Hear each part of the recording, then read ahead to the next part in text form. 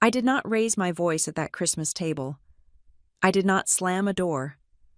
I just watched my son's face go still, like he had learned a new rule he never agreed to. That is when I realized my family did not forget he was adopted. They were waiting for the day they could use it. They thought they were teaching my child where he belonged. What they really did was teach me exactly where they did not. My name is Aurora Bennett. I am 34 years old, and if you looked at my life on paper, you would see a series of carefully checked boxes that suggest happiness. I have a career that I built from the ground up. I have a husband, Liam, who looks at me like I am the only person in the room, even after 7 years of marriage. And I have a son, Owen, who is 6 years old. Owen is adopted. He is bright, painfully observant, and possesses a heart so open it terrifies me. He is the kind of child who notices when a stranger looks sad in the grocery store and asks if we can buy them a candy bar. He is the best thing that has ever happened to me, but paper is thin, and it tears easily. We were on the interstate, driving north toward Carmel, Indiana. The sky was that flat, bruised shade of gray that promises snow but refuses to deliver it. The heater in our SUV was humming, blowing dry, warm air against my ankles, but I could not stop shivering. This was a pilgrimage we made every year. It was the annual migration to my parents' house, a tradition I clung to with a desperation that embarrassed me. I wanted so badly for us to be a normal family. I wanted the holiday montage, the matching pajamas, the laughter over burnt toast, the easy camaraderie that I saw in television commercials and in the windows of other people's houses, in the back seat. Owen was vibrating with energy. He was buckled into his booster seat, surrounded by a fortress of pillows and coloring books, but his attention was focused entirely on a plastic grocery bag resting on his lap. Inside that bag were the Christmas cards he had spent the last 2 weeks making. He had taken the task so seriously. I had watched him at the kitchen table, his tongue poking out the corner of his mouth in concentration, as he carefully glued sequins and glitter onto construction paper. He had asked me how to spell every name. He had drawn portraits of everyone, my mother, my father, my sister Kendra, her husband, and their children. "Mom," Owen said, his voice cutting through the low hum of the radio. "Do you think Grandma will like mine the most?" I turned in the passenger seat to look at him. His eyes were wide, filled with that terrifying, fragile hope. He held up the card he had made for my mother. It was a masterpiece of 6-year-old abstract art, featuring a stick figure with yellow hair that was presumably Diane. My mother, standing next to a very large, lopsided Christmas tree. "She is going to love it, baby," I said, forcing a brightness into my voice that I did not feel. "It is beautiful. You worked so hard on it." "I used the red glitter because red is her favorite," he said, smoothing the paper with a small hand. "And I drew her cat, too. See? Right there." He pointed to a black blob near the bottom of the page. "It is perfect," I said. Liam reached over and squeezed my knee. His hand was warm, grounding. He knew. He knew the anxiety that lived in my chest every time we crossed the county line into Carmel. He knew the history of small cuts and quiet exclusions that made up my relationship with my family. But he also knew that I was not ready to let go yet. I was still fighting for the fantasy. "We are making good time," Liam said, his eyes on the road. "We should be there by 4. I nodded. Turning back to face the windshield, the Indiana landscape rushed by. Skeletal trees, frozen fields, billboards advertising personal injury lawyers and fast food. I tried to visualize the next 48 hours. I played it out in my head like a coach reviewing game tape. If I just smiled enough, if I helped Mom in the kitchen without being asked, if I complimented Kendra on her promotion, if we kept Owen quiet and polite, maybe this year would be different. Maybe the ice would thaw. We pulled into the driveway of my parents' house, just as the streetlights were flickering on.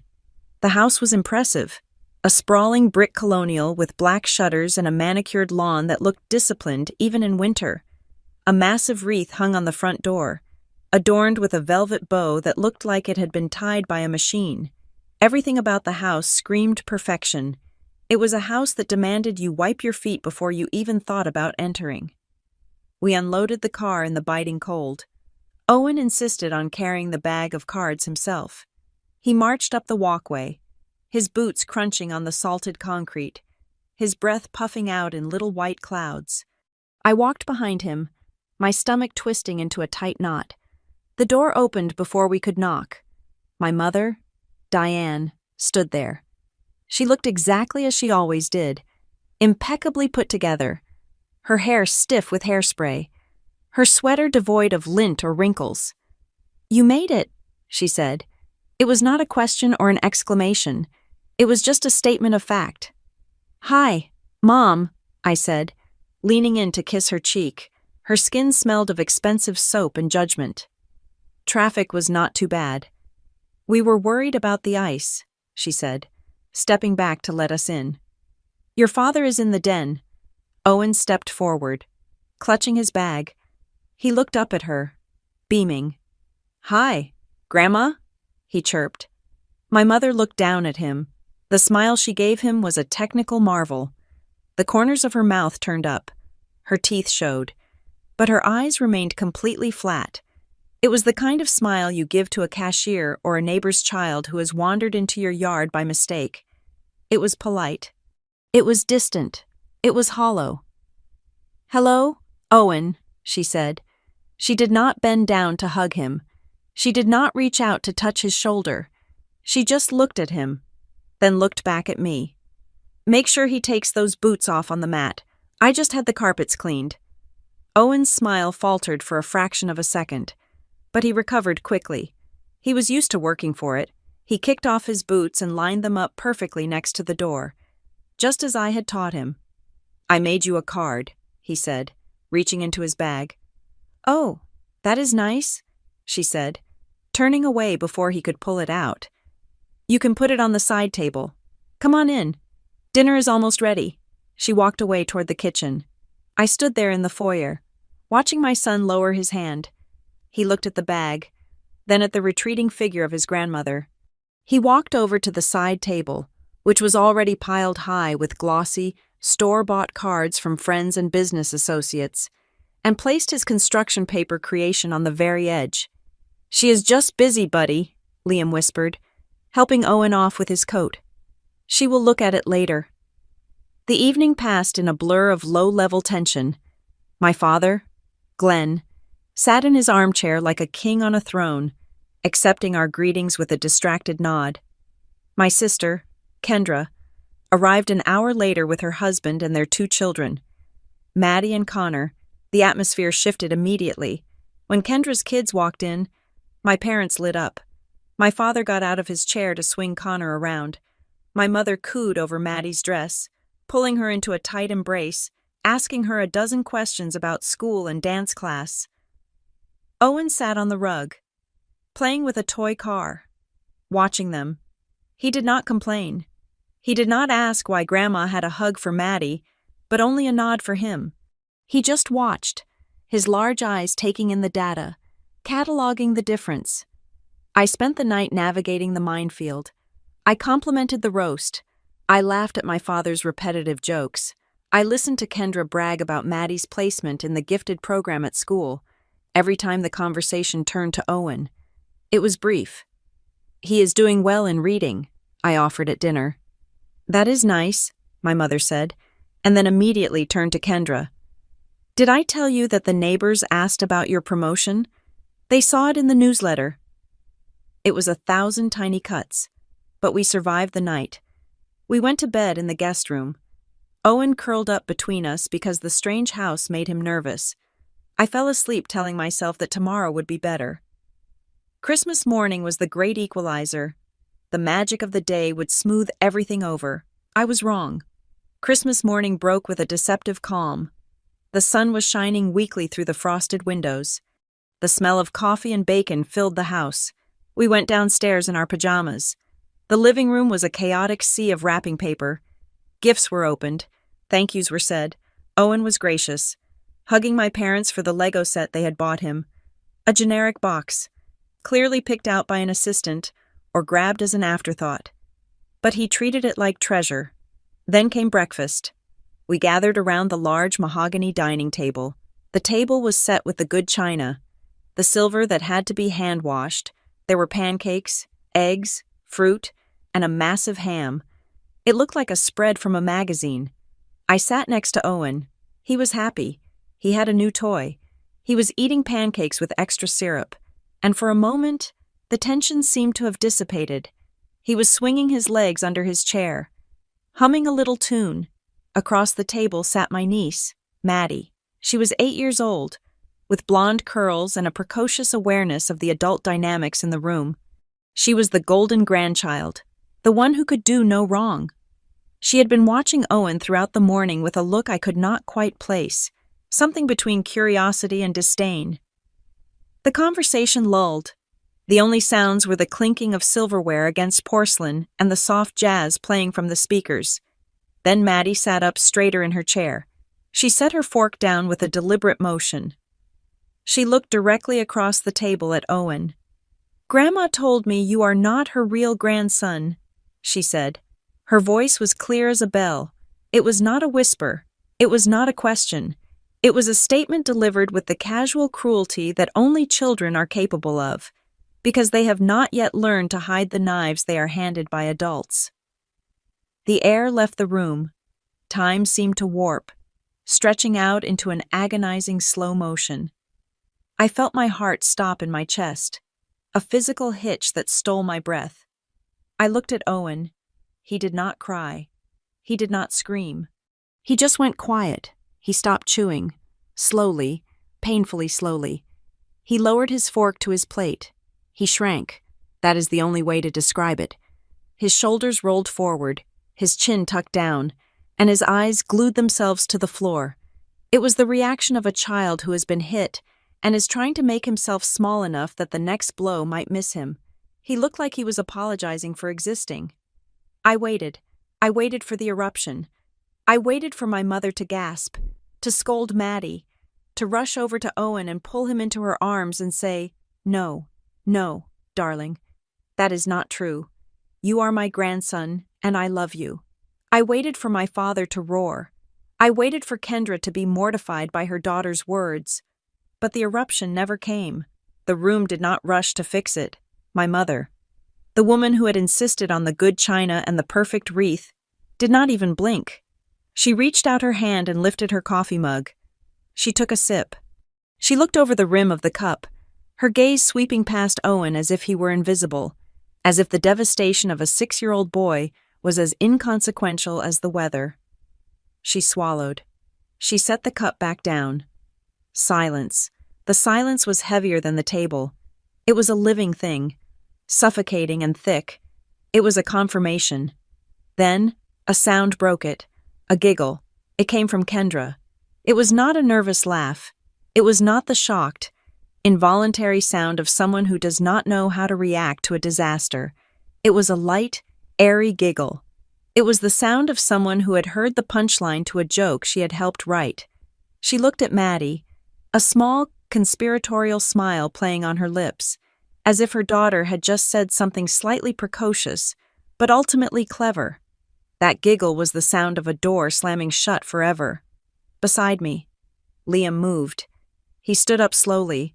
His chair scraped against the hardwood floor, a harsh, grating screech that sounded like violence. He was vibrating. I could feel the heat radiating off him. His hands were clenched into fists at his sides, his knuckles white. He was looking at my mother, and the expression on his face was one I had never seen before. It was pure, unadulterated hatred. He was taking a breath, his chest expanding, ready to unleash a torrent of words that would burn this house to the ground. I reached out under the table. I found his hand. I squeezed it once, hard. I did not look at him. I kept my eyes fixed on my son's bowed head, but my squeeze said everything. It was a silent, desperate plea. Not here, not now, not in front of Owen. If he screamed now, if he started a war in this dining room, Owen would think he was the cause of it. Owen would think his existence had destroyed Christmas. I could not let that happen. I had to get him out. I had to protect him from the shrapnel. Liam froze. I could feel the tremors running through his arm. He held his breath for 1 second, 2 seconds, 3 seconds. The silence stretched, filled only by the horrific echo of Maddie's words and Kendra's giggle. My mother picked up a piece of melon with her fork and put it in her mouth. She chewed calmly. We were alone. We had always been alone. I just had not been willing to see it until this very moment. The family I thought I was fighting for did not exist. These people were strangers who shared my DNA, and they had just hurt my son in a way that could never be undone. Liam remained standing, a statue of fury, his hand locked in mine. The decision was made in that silence. We were done, but first, we had to survive the next 5 minutes. People usually talk about a breaking point as if it is a sudden, violent snap, like a bone fracturing under too much weight. But standing there in the dining room, holding my husband's hand while the silence stretched out like a funeral shroud, I realized that was not how it happened at all. It was not a snap. It was an accumulation. It was 5 years of sediment settling in the bottom of a river until the water became too shallow to navigate. The sentence Maddie had spoken, that Owen was not the real grandson, did not come from nowhere. It was the headline of a story they had been writing in the margins of our lives since the day we brought him home. I looked at my mother, Diane, who was calmly buttering a piece of toast, and the blinders finally fell off my eyes. I had spent half a decade translating their behavior, rewriting their indifference into something that looked like awkward love. I had told myself that they were just old-fashioned. I had told myself they were adjusting. I had told myself that biology was a language they spoke fluently, and adoption was a dialect they were still learning, but I was lying to myself. I thought back to the very first Christmas after the adoption was finalized. Owen was 2 years old. We had arrived at the house, exhausted and happy, and my father, Glenn, had opened the door. He had looked at me, then at Liam, and finally at the toddler in my arms. He did not say, "Look at my grandson." He did not say, "Welcome home." He had looked at Owen with a vague, polite confusion, as if I were holding a neighbor's cat I had agreed to watch for the weekend. "So," he had said, clapping his hands together, "this is Aurora's boy." Aurora's boy. That was the label. That was the category. For 5 years, they had never once, not in a birthday card, not in a toast, not in a casual conversation, used the words, "our grandson." It was always your son, or Aurora's child, or the little guy. It felt like a clerical distinction, a label on a storage bin in a warehouse, designating ownership so that if he were ever lost, they would know which department to return him to. It was a way of drawing a circle that included them and Kendra and her children, and leaving Owen and me standing just outside the chalk line. It was in the micro-cuts. It was in the pauses. Every time I told a story about Owen doing something funny or smart, there would be a beat of silence. 1 second, maybe 2, before my mother would offer a tight, meaningless smile and say, "That is nice," and then, immediately, without taking a breath. She would pivot, she would ask about the weather, she would ask about traffic, she would ask about literally anything else to cleanse the palate of the topic of my son. And God, the holidays, every Thanksgiving and Christmas, Owen was treated like a guest, not a family member, but a guest. A guest is someone you are polite to. A guest is someone you offer a drink to. A guest is someone you tolerate because social contract dictates it. But a guest is not someone you claim. I watched Kendra's children, Maddie and Connor, run through this house like they owned it. They opened the refrigerator without asking. They jumped on the good furniture. They interrupted conversations, and my parents loved it. They laughed. They called it high spirits. They called it being a Bennett. But if Owen so much as touched a figurine on the mantel, the air in the room would freeze, my mother would say. "Careful now," in a voice that was sharp enough to slice skin. Owen learned early. He learned to sit still. He learned to keep his hands in his lap. He learned that in this house, His existence was something that had to be apologized for. He was not a grandson here. He was a liability. And yet, I kept coming back. I stood there, feeling the warmth of Liam's hand, and I hated myself for it. I had kept bringing him here. I had kept exposing him to this cold radiation because I was desperate for him to have what I had never questioned. I wanted him to have grandparents. I wanted him to have cousins. I wanted him to have a history. I grew up with a grandmother who smelled like cinnamon and peppermint, who thought the sun rose and set in my eyes. I wanted that for Owen so badly that I was willing to pay for it with my own dignity. And speaking of payment, that was the other half of the equation. That was the part that made the bile rise in my throat, because while they were rejecting my son, they were certainly accepting my husband's money. It started 3 years ago. Liam's startup, Stonegate Systems, had moved out of the garage phase and into the acquisition phase. Suddenly, we were not just comfortable, we were wealthy. We did not flash it around. We did not buy sports cars or yachts. But the family knew. You cannot hide that kind of shift. It began with the little things. My father mentioned the transmission on his 10-year-old Ford was shot, and he was thinking of taking out a loan. Liam, generous to a fault, just wrote the check. $2,000, no repayment needed. Then it was the roof. Then it was a medical bill for my mother's dental work.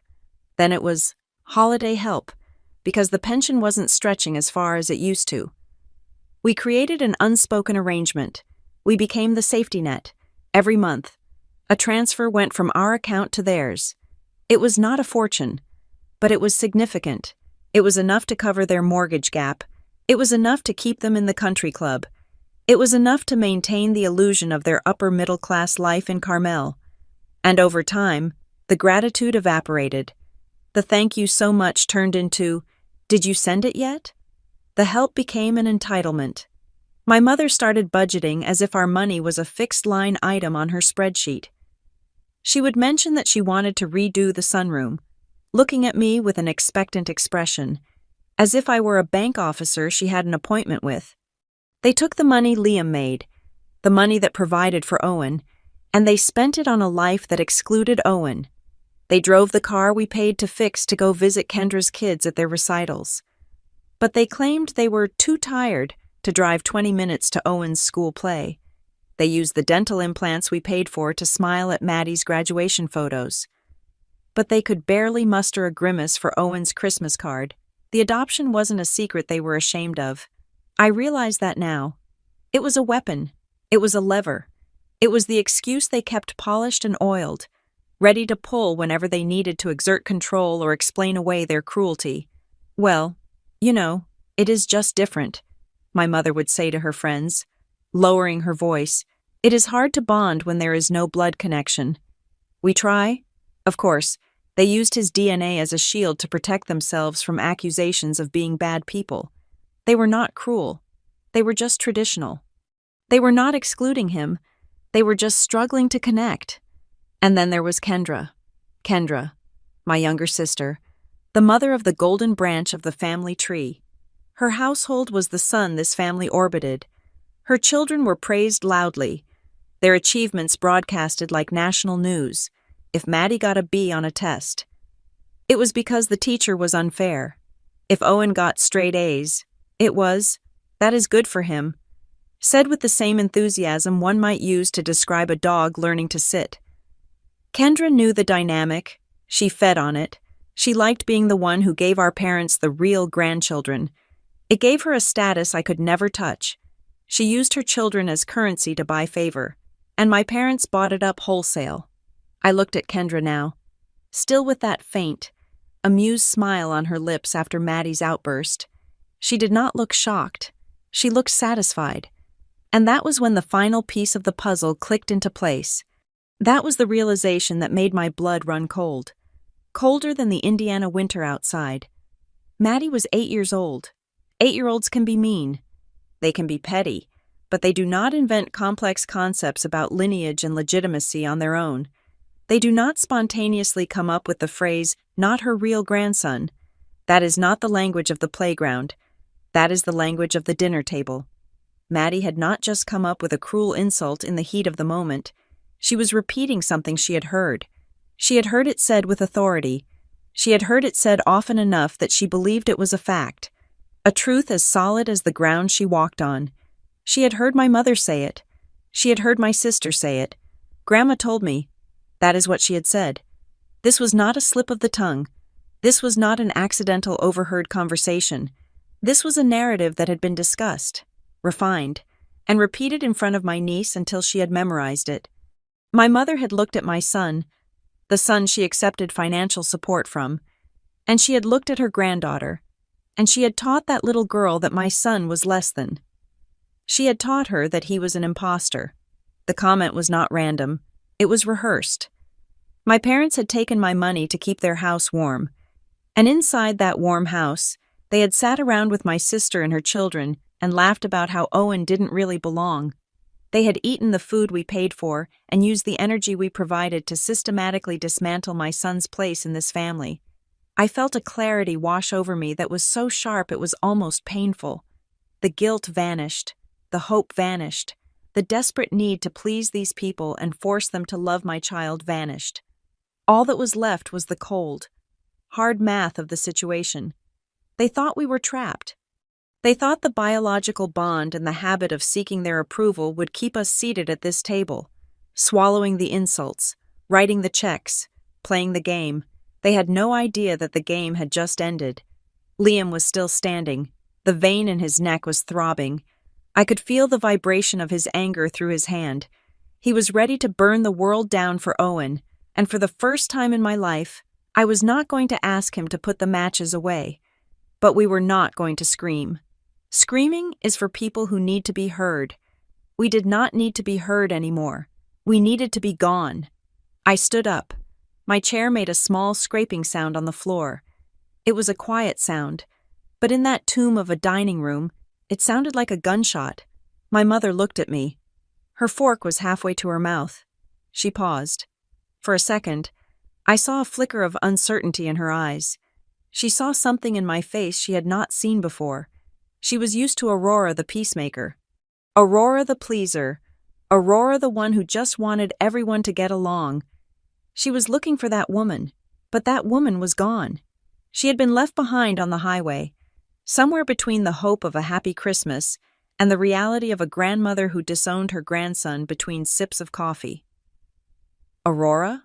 my mother said. Her voice was tentative. I did not answer her. I turned to Liam. "Get the coats," I said. My voice was low. It was steady. It did not shake. "Get Owen's shoes." Liam nodded once. He released my hand and moved. He did not look at my parents. He walked around the table toward the foyer with a purpose that was terrifyingly efficient. I looked down at Owen. He was still staring at the floor, his small body rigid. "Come on, baby," I said, reaching down and touching his cheek. "We are going." He looked up at me. His eyes were wet, but the tears had not fallen yet. "Are we leaving?" he whispered. "Yes," I said. "We are leaving." "But what about presents?" he asked, his voice trembling. "We will open them at home," I said. "At our home." I looked up and swept my gaze across the table. I looked at my father, who was frowning as if I were being unreasonable. I looked at Kendra, who was rolling her eyes, preparing to call me dramatic. I looked at my mother, who was already composing her face into a mask of victimhood. They were waiting for the fight. They were waiting for the argument where they could tell me I was too sensitive, that Maddie didn't mean it, that I was ruining the holiday. I was not going to give them the satisfaction.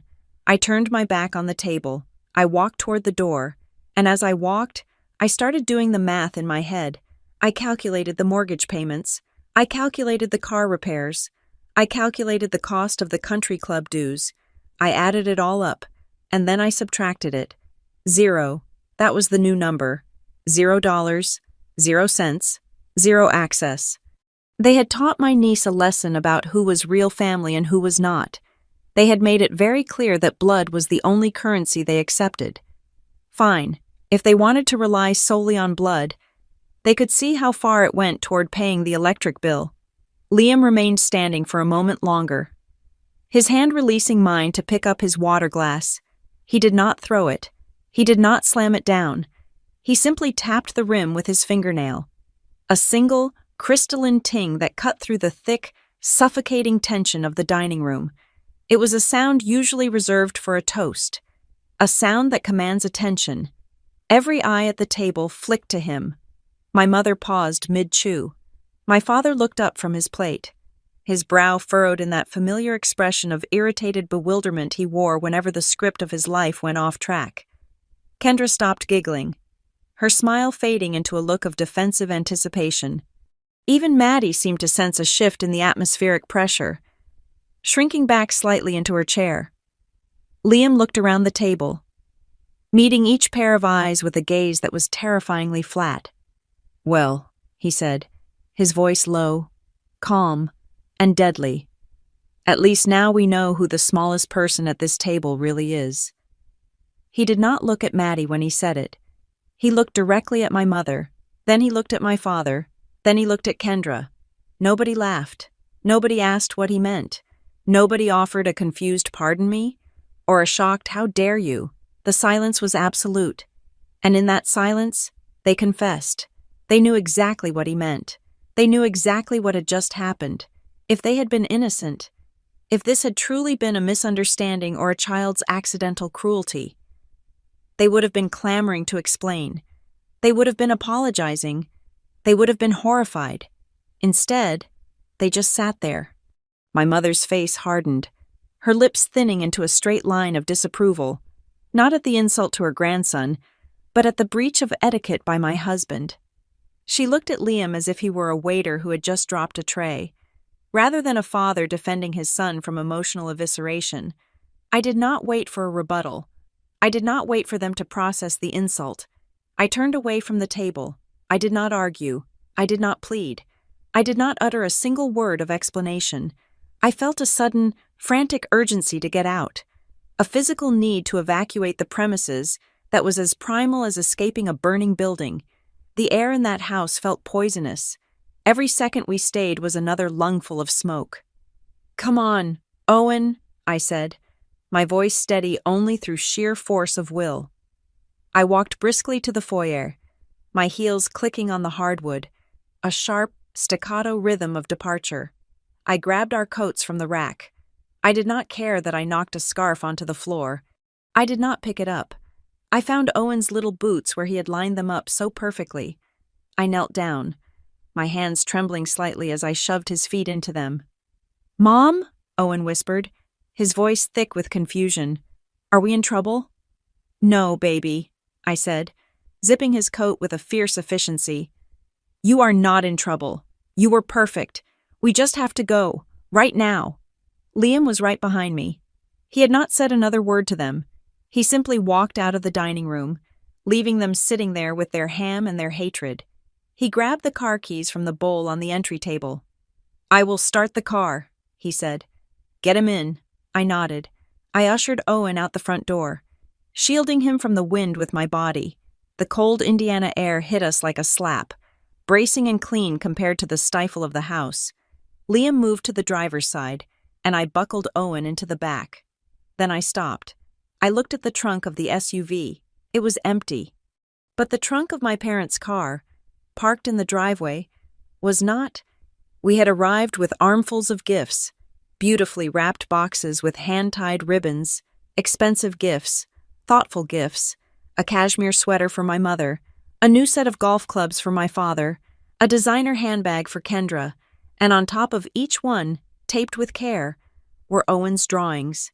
The drawings he had worked on for weeks. I stared at the house, through the bay window. I could see the back of my father's head. They had not even moved.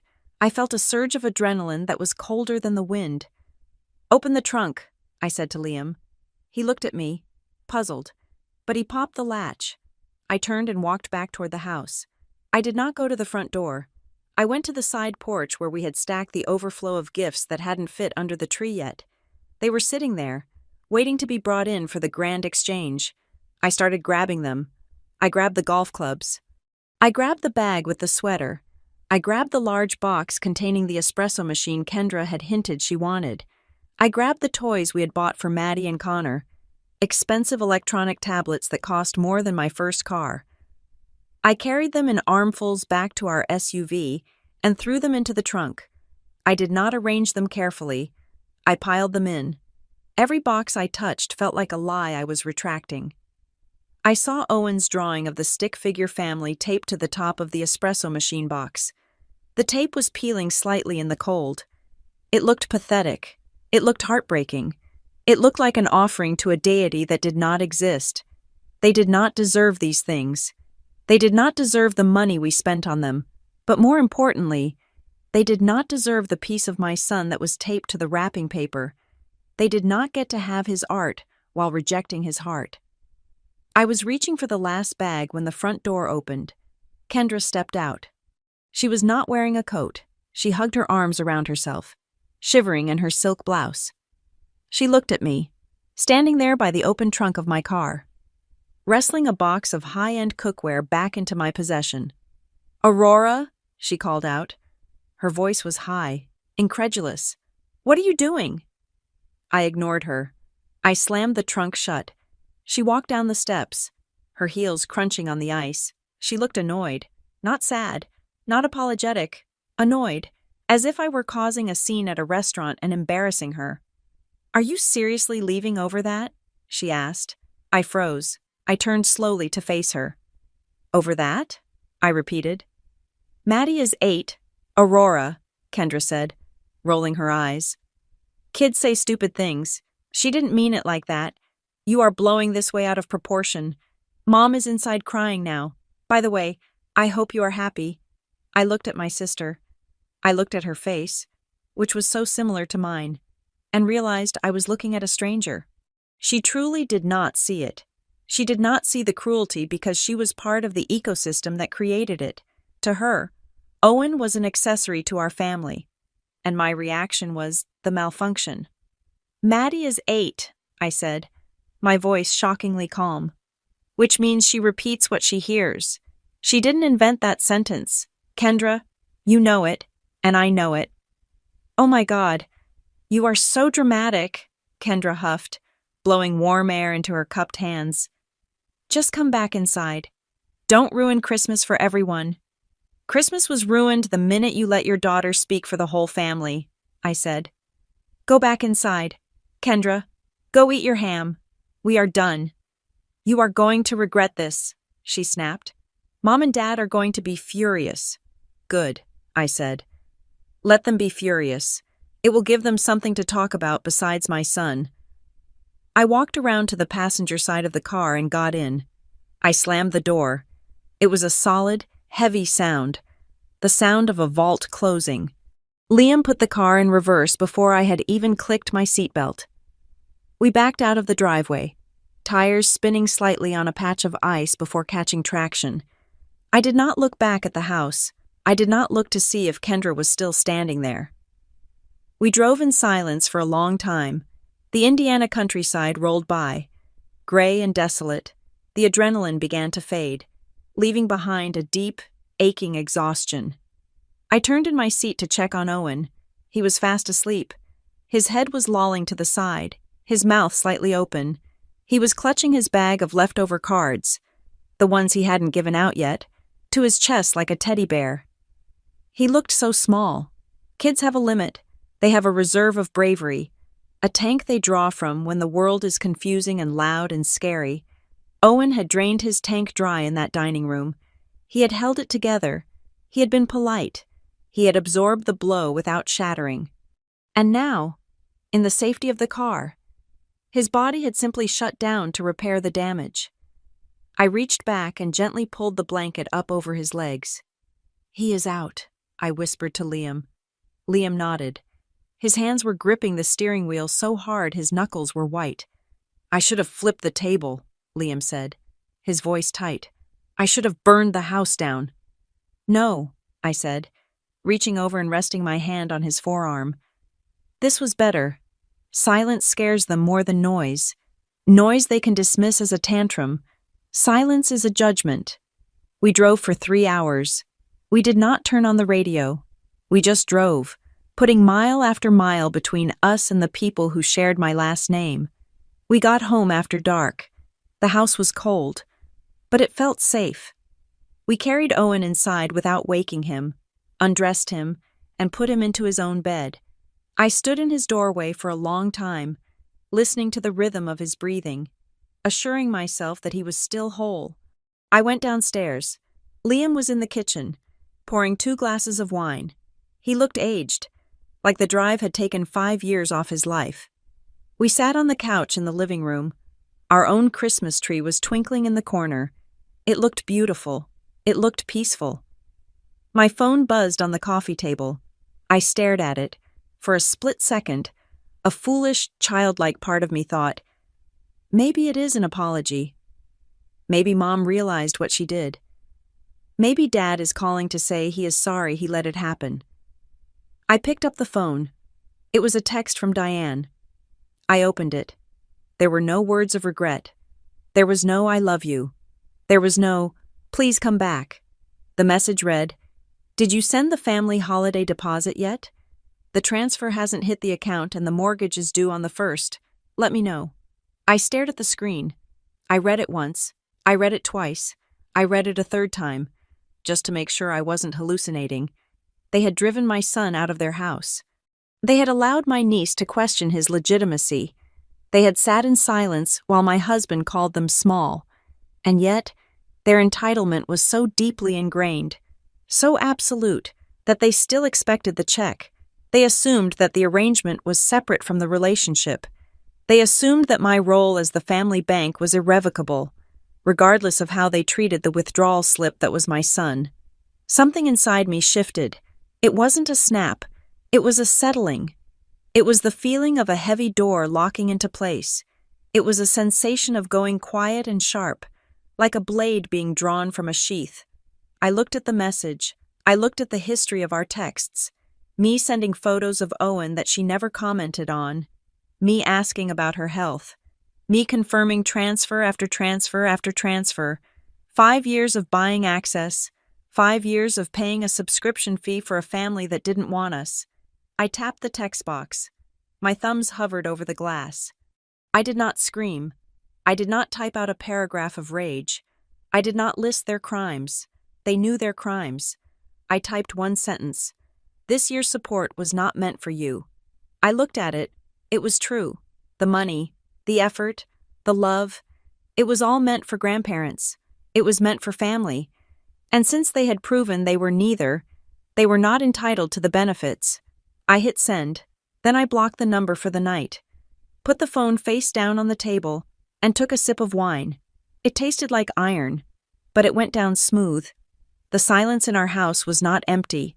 It was fortified, and for the first time in a long time, I didn't feel like I was waiting for permission to exist. I felt like I was finally, truly, in charge, for 3 days. The phone sat on the kitchen counter like an unexploded ordnance. Silence is a funny thing in families like mine. In healthy families, silence might mean peace. In my family, silence was a tactic. It was the cooling off period. It was the time allotted for me to feel guilty, for me to realize that I had overreacted, and for me to inevitably come crawling back with an apology and a check. They assumed this was just another episode. They assumed I was sitting in my house, stewing in my own drama, and that eventually, the conditioning they had installed in me since birth would kick in. I would remember that I was the good daughter. I would remember that keeping the peace was my job. They were waiting for the reset button, but they did not know that the machine was broken. I went about my week with a strange, robotic efficiency. I took Owen to the park. I made lasagna. I organized the linen closet. I did everything I usually did, but I did it with a new, cold operating system running in the background. I was not stewing. I was not preparing an apology. I was mourning. I was grieving the death of a hope I had kept alive on life support for 5 years. Then came Tuesday. It was 11 in the morning. I was folding laundry, matching Owen's small socks, when the phone rang. It was my mother. I stared at the screen. My heart did not race. My palms did not sweat. I felt a detached curiosity. I swiped to answer and put it on speaker, setting the phone down on top of a pile of towels. "Hello," I said. "Aurora." Her voice was tight. It was not the voice of a mother calling to check on her daughter. It was the voice of a woman who was standing in public and trying very hard not to scream. It was a whisper shout, high-pitched and trembling with humiliation. "Mom?" I asked, smoothing out a wrinkle in a towel. "What is it?" "I am at the pharmacy," she hissed. "There is a line behind me, a long line. Aurora, people are staring." "Okay," I said. "And?" "And?" she snapped, the facade slipping. The card was declined. The cashier ran it twice. She held it up and looked at it like it was fake. "Do you have any idea how embarrassing that is? To have a teenager look at you with pity?" I stood there, holding a tiny sock with a dinosaur on it. She had not called to ask why we left Christmas early. She had not called to ask if Owen was okay after Maddie's comment. She had not called to apologize for the silence at the table. She had called because the tap had run dry. "Why was it declined, Aurora?" she demanded, her voice rising. "What did Liam change on the account? Did he put a limit on it?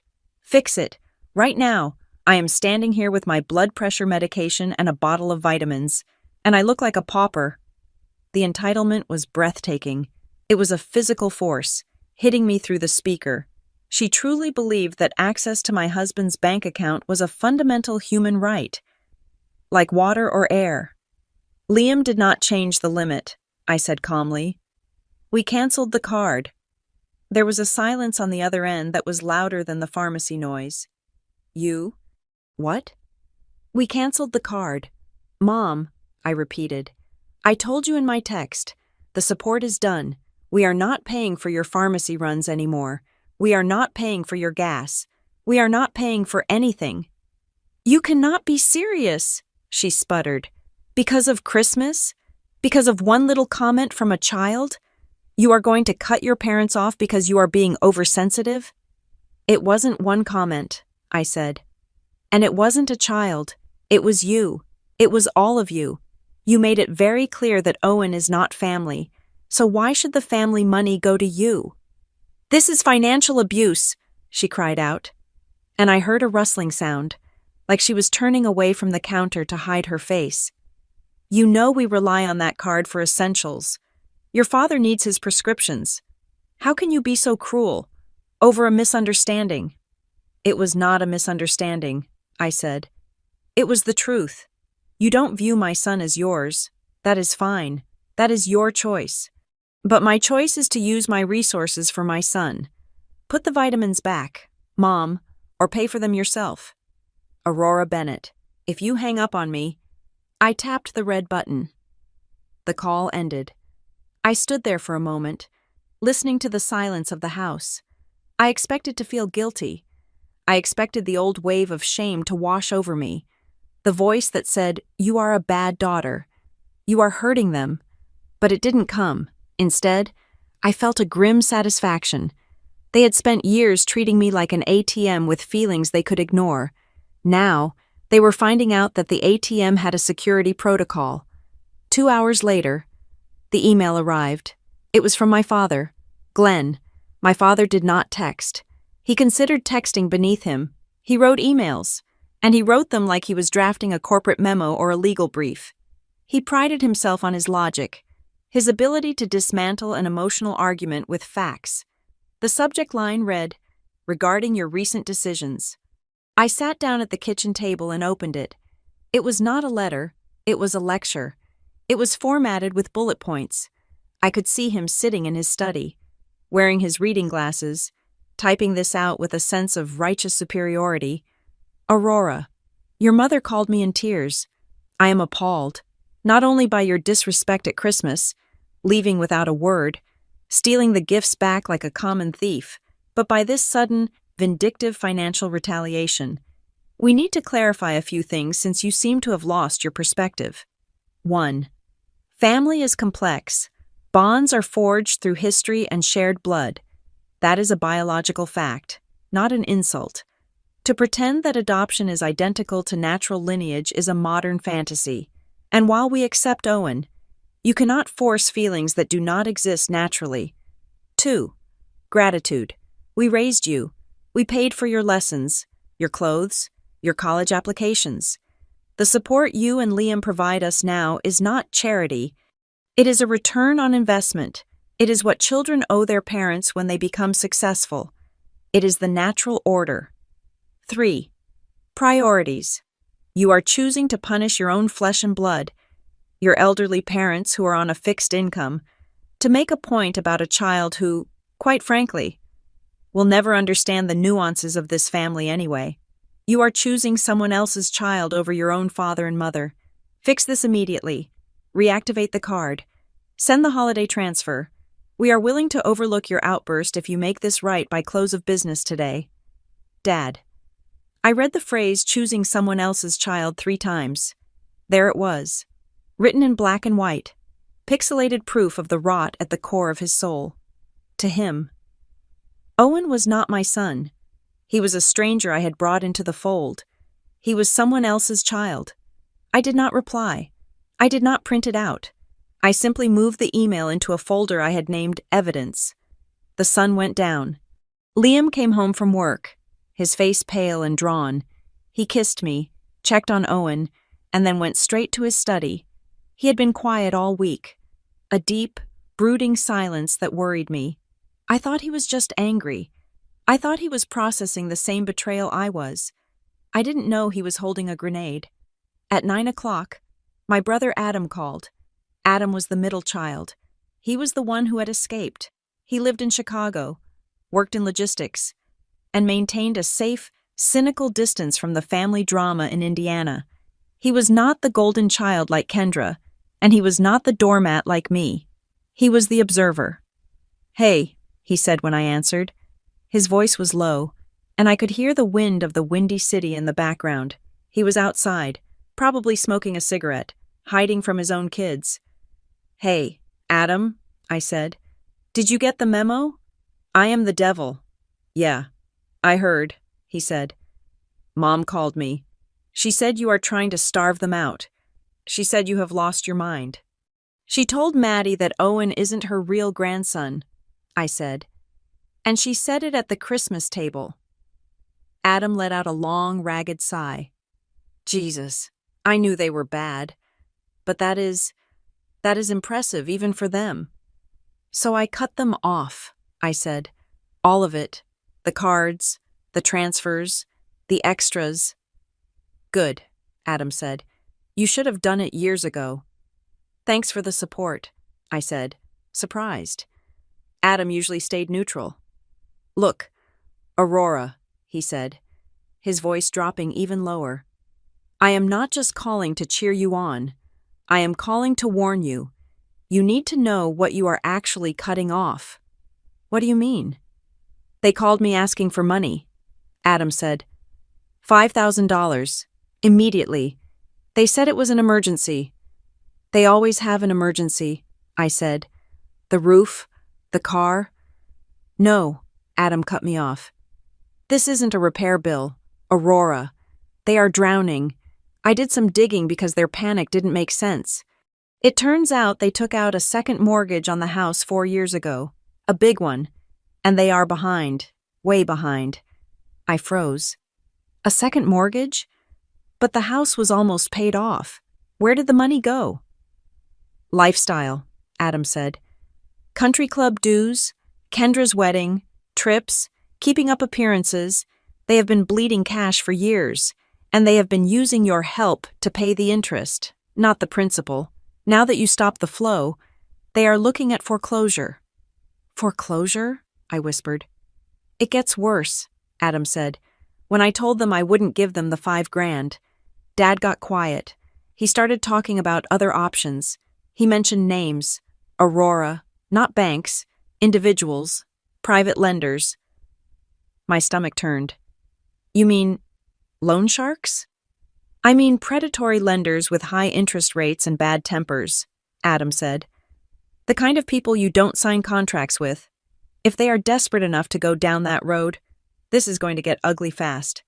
They are not just broke. They are underwater and the sharks are circling. Keep your doors locked. and don't let them guilt you into sinking with them." We hung up. I sat on the couch, the room spinning slightly.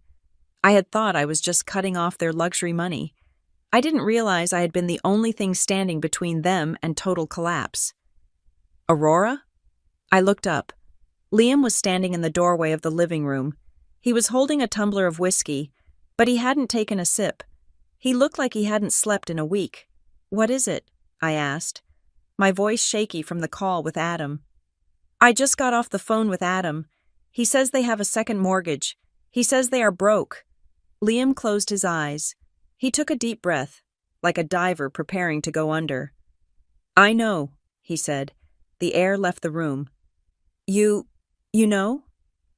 Liam walked over and sat down on the coffee table, facing me. He set the whiskey down. He took my hands in his. His palms were cold. "I have known for a year," he said.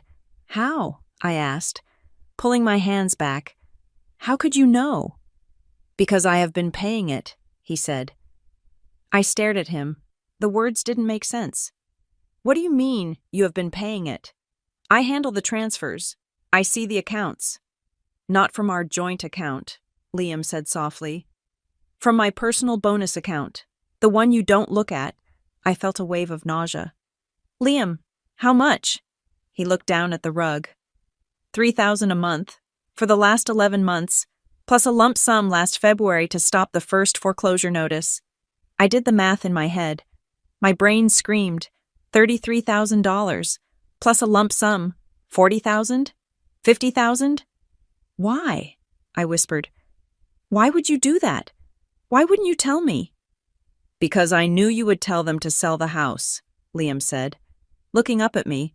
His eyes were full of a painful, desperate love. "And I knew that if you made them sell the house, they would blame you. They would make your life a living hell. They would say you made them homeless." "So you paid them?" I asked, my voice rising. "You paid them to treat us like dirt?" "I wasn't paying them," Liam said intently. "I was paying for you.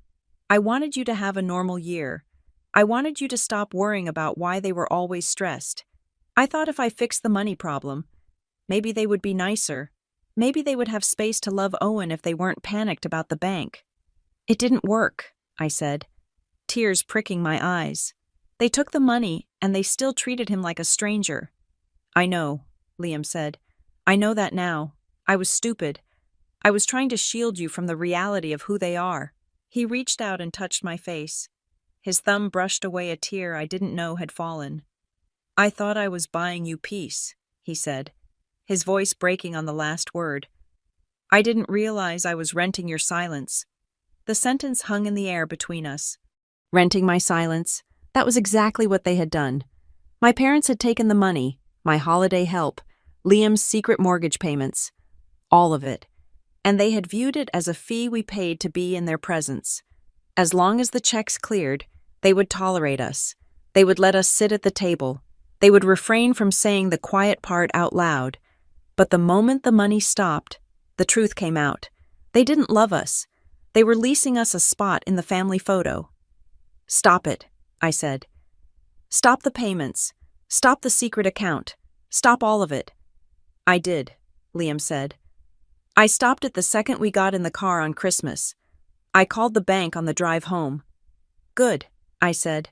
I looked at my husband. I didn't feel angry at him anymore. I felt heartbroken for him. He had tried so hard to build a bridge to people who were only interested in burning it for warmth. "Adam said they're going to private lenders," I said. Liam nodded. His face hardened. The look of the ruthless businessman I sometimes saw when he was on a conference call returned. "Let them," Liam said. "They made their bed. Now they can sleep in it. But Aurora, if they are desperate, they are going to get dangerous. They aren't just going to email anymore. They are going to come for us." I thought about the evidence folder on my laptop. I thought about the text from my mother. I thought about the "not real grandson" comment. "Let them come," I said. "I am not the daughter who pays for peace anymore. I am the mother who protects her son." We sat there in the quiet house, surrounded by the wreckage of our family history. The net was gone. The safety lines were cut. My parents were falling, and for the first time in 34 years, I wasn't going to dive to catch them. I was going to watch them hit the ground. The silence I had imposed did not last long, but when the noise returned, it did not come through the front door. It came through the windows. It came through the cracks in the floorboards. It came through people I had not spoken to in half a decade. My mother, realizing that her direct line to me was severed, stopped calling my phone. Instead, she began a campaign of triangulation that was so wide-reaching it was almost impressive in its desperation. It started on a Wednesday morning. I received a Facebook message from Jessica, a girl I had lived with in a dorm room during my sophomore year of college.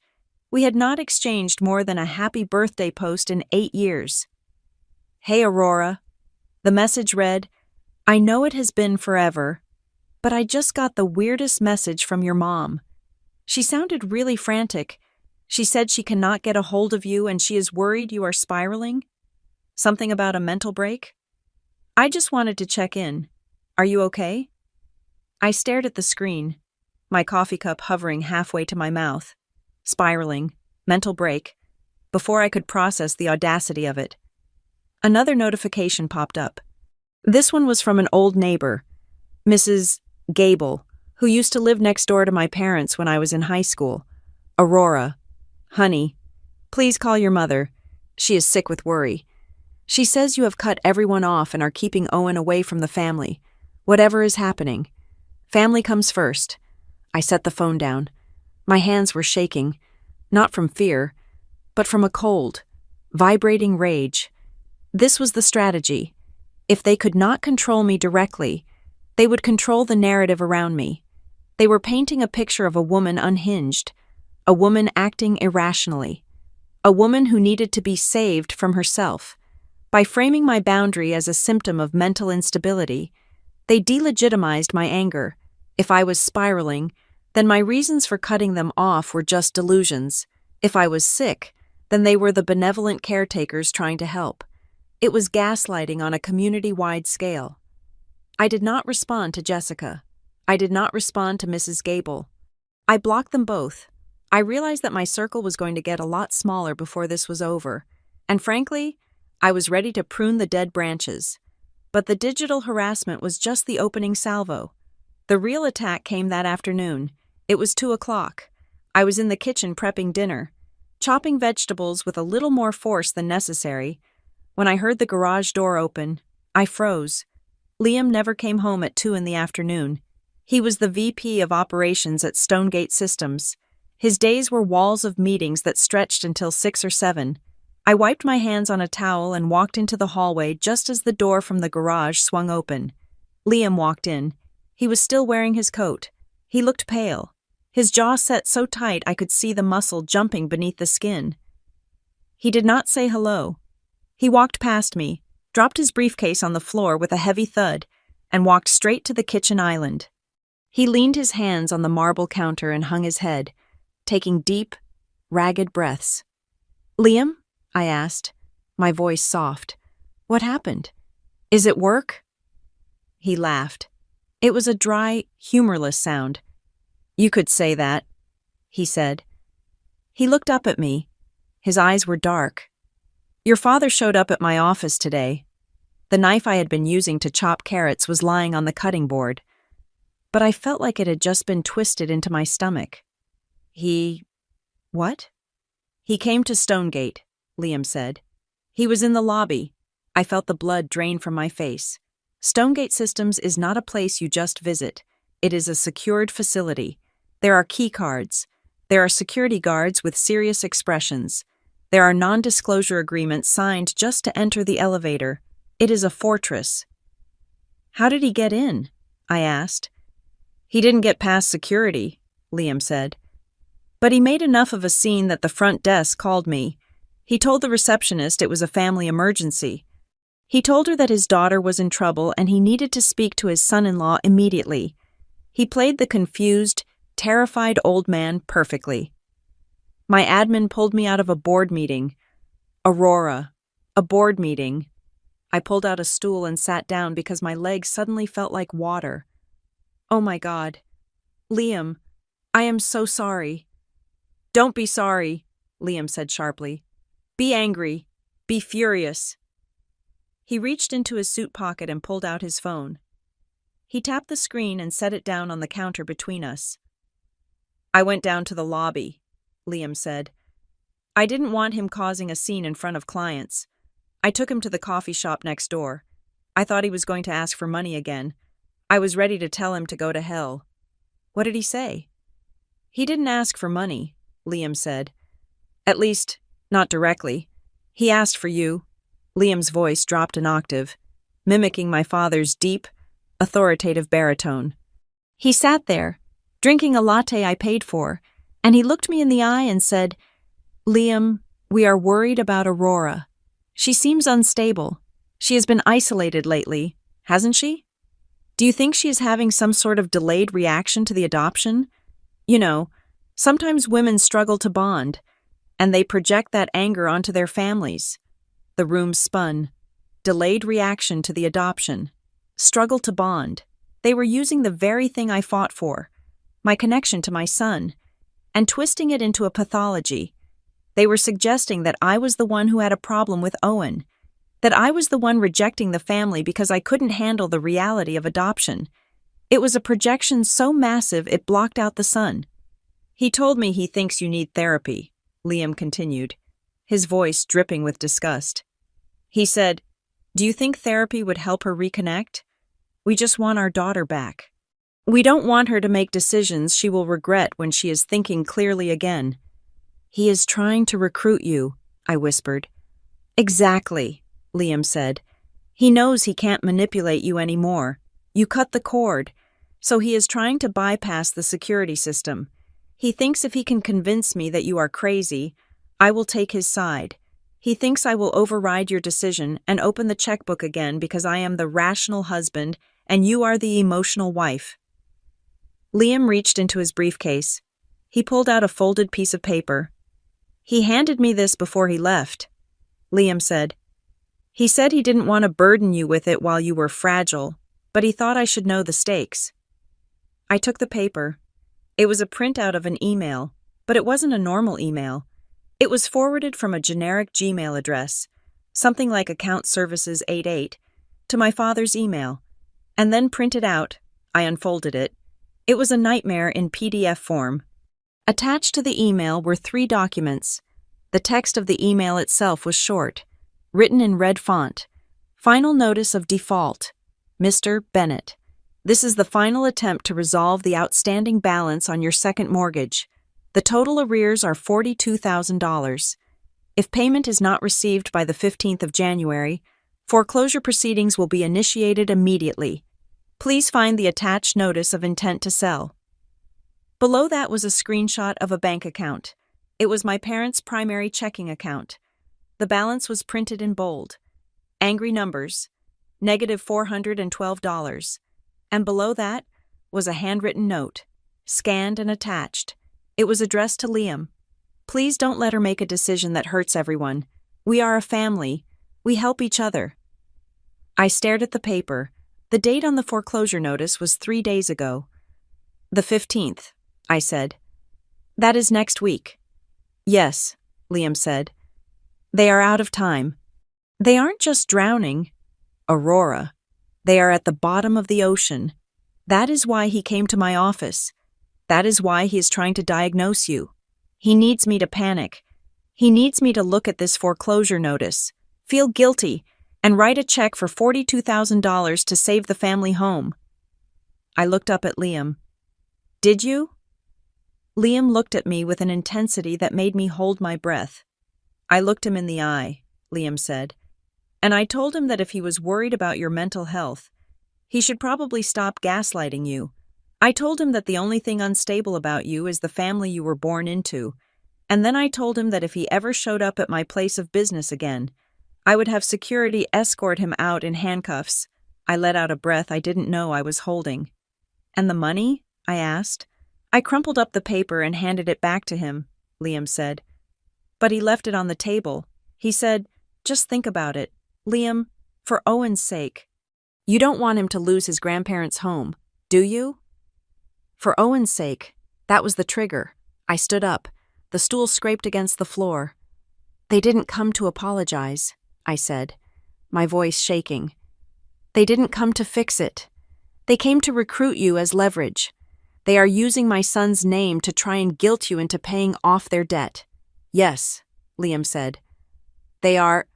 I walked out of the kitchen. I needed to move. I needed to do something with the energy that was currently threatening to blow the roof off my house. I walked up the stairs. I walked past the master bedroom. I walked past the guest room. I went into the small storage closet at the end of the hall. I turned on the light. Stacked neatly on the shelves were plastic bins. One of them was labeled Owen. Keepsakes. I pulled it down. It was heavy. I carried it into the hallway and sat on the floor, ripping the lid off. Inside were the artifacts of my son's life. There was the tiny striped hat they had put on his head at the hospital the day we met him. I remembered the smell of the sterile air.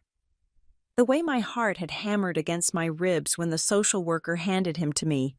There was the first pair of shoes he had walked in, scuffed little sneakers with Velcro straps.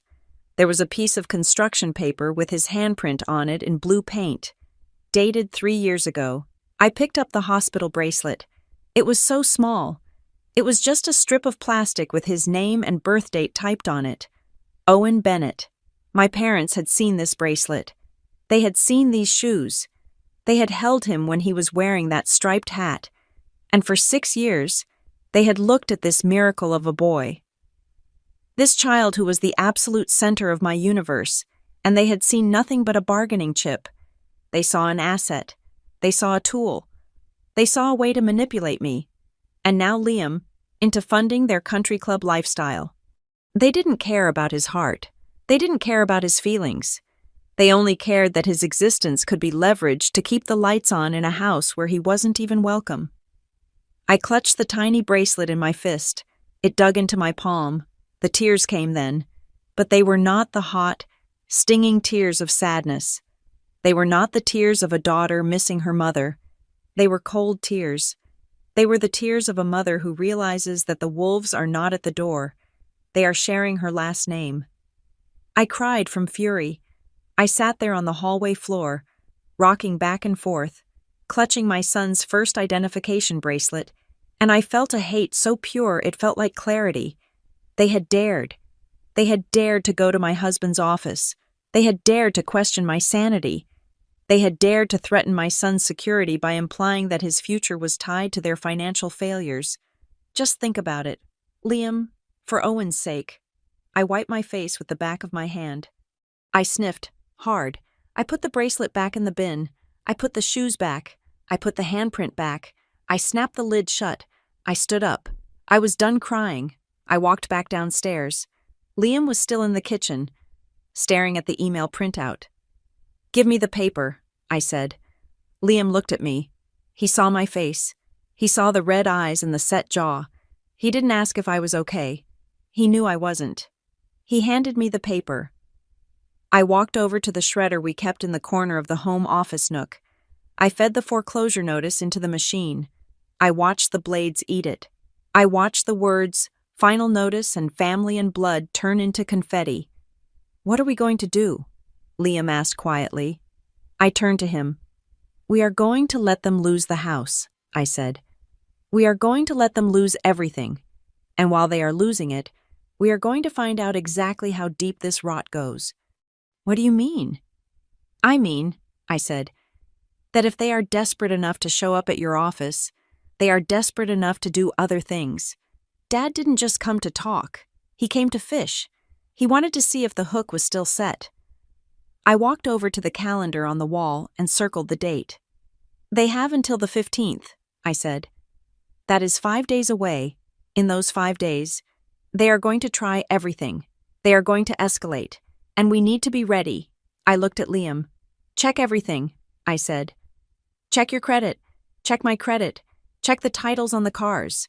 If they have been forging a life they can't afford for 10 years, I want to know if our names are signed on any of the receipts." Liam's eyes widened. "You don't think—" "I don't think anything anymore," I said. "I verify. Check everything. Liam, tonight. because the realization had finally hit me, cold and hard as the tile floor I was standing on. They didn't want us. They wanted ours. And they would burn my son to ash just to keep themselves warm. The lull lasted exactly 7 days. It was the kind of week that felt heavy, like the air before a thunderstorm. We had circled the wagons. Liam had checked our bank accounts, our credit reports, and the titles to our cars. Everything on our end was clean. There were no mysterious withdrawals, no unauthorized users. For a moment, late on a Tuesday night, I almost let myself relax. I almost convinced myself that my father's visit to Liam's office was the climax, the desperate final act of a drowning man, and that now they would simply sink quietly beneath the waves of their own bad decisions. I was wrong. I was sitting in the living room, a laptop balanced on my knees, paying the electric bill. Owen was on the floor, surrounded by a chaotic sprawl of crayons and coloring books. He was humming the theme song to a cartoon, completely oblivious to the war being fought over his head. He was drawing a picture of a dog. He was focusing so hard, his tongue was poking out of the corner of his mouth. He was 6 years old. His biggest worry was whether he could stay inside the lines. My phone buzzed on the side table. It was not a text. It was a push notification from the identity monitoring service we subscribed to. We had signed up for the family plan years ago, mostly to protect Liam and me because of the data breaches that happen every other week at big companies. We had added Owen's name to the policy as an afterthought, a box checked just to be thorough. The notification read, "Alert. New inquiry detected." I frowned. We hadn't applied for anything. We weren't buying a car. We weren't refinancing. I picked up the phone and tapped the alert to open the app. I expected to see Liam's name. I expected to see a glitch. Instead, I saw the name at the top of the report. Owen Bennett. My stomach dropped so fast I felt dizzy. I stared at the screen. The letters seemed to vibrate against the white background. Subject, Owen Bennett. SSN. Ending in 8402. Inquiry. Type, retail credit application. Creditor. J.C. Penny. Credit services. Status, pending review. My hands went cold. Not cool. Cold. Ice cold. The blood drained out of my fingers so fast they felt numb. Owen did not have credit. Owen did not have a job. Owen had a piggy bank shaped like a rocket ship that currently contained maybe $14 in quarters. I clicked on the Details tab. The app loaded slowly, the spinning wheel mocking my rising panic. When the full report popped up, I felt the air leave my lungs. Applicant address: 442 Maple Ridge Drive, Carmel, Indiana. My parents' address. I looked at the date. The application had been submitted yesterday. I looked down at Owen. He was holding a blue crayon, shading in the sky of his drawing. He looked up, sensing my gaze. "Mom?" he asked. "Do you like the blue?" "It is beautiful, baby," I said.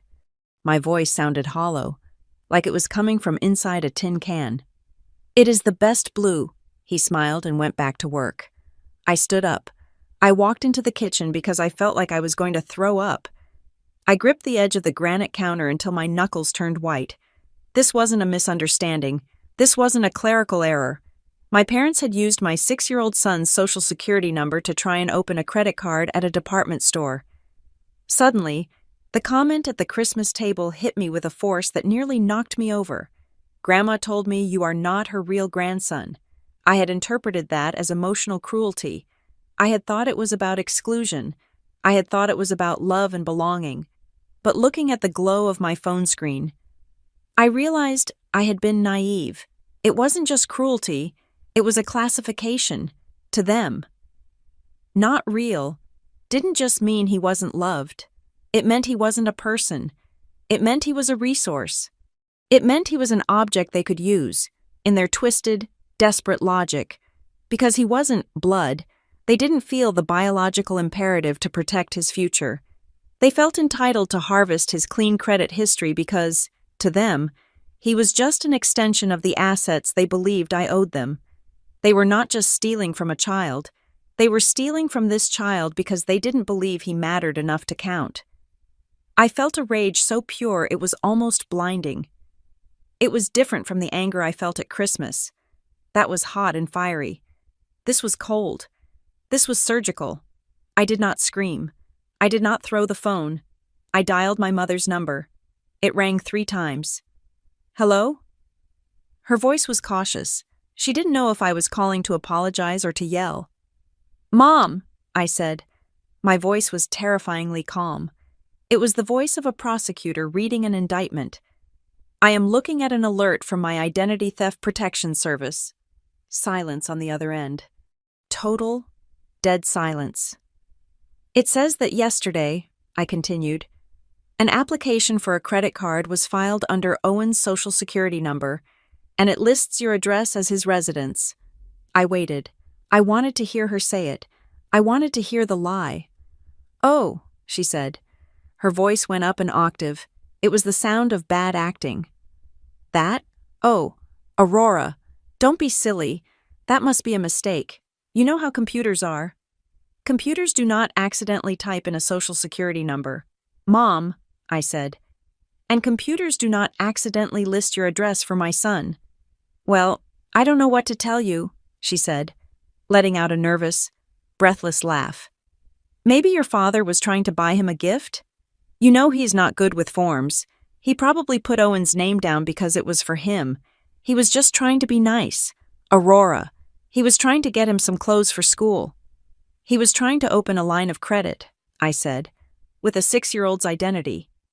You are being dramatic, she snapped, the defense mechanism kicking in instantly. Always so dramatic. It is just a store card. It is not a federal crime. Why do you always assume the worst of us? We are your parents. We would never hurt Owen. You just did, I said. You tried to ruin his financial future before he can even read chapter books, and you did it because you are broke. We are not broke, she shrieked. How dare you?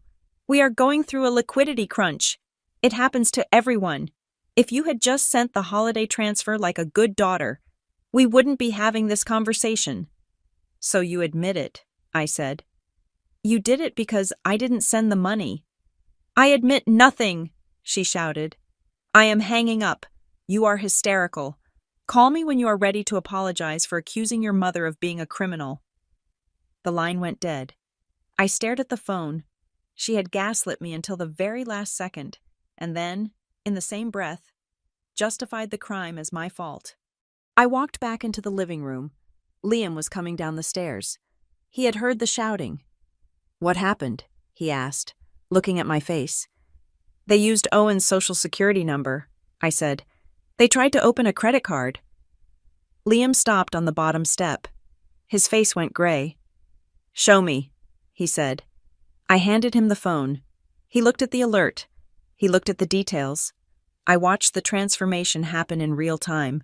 The sadness, the disappointment, the lingering hope that his in-laws were just misguided people.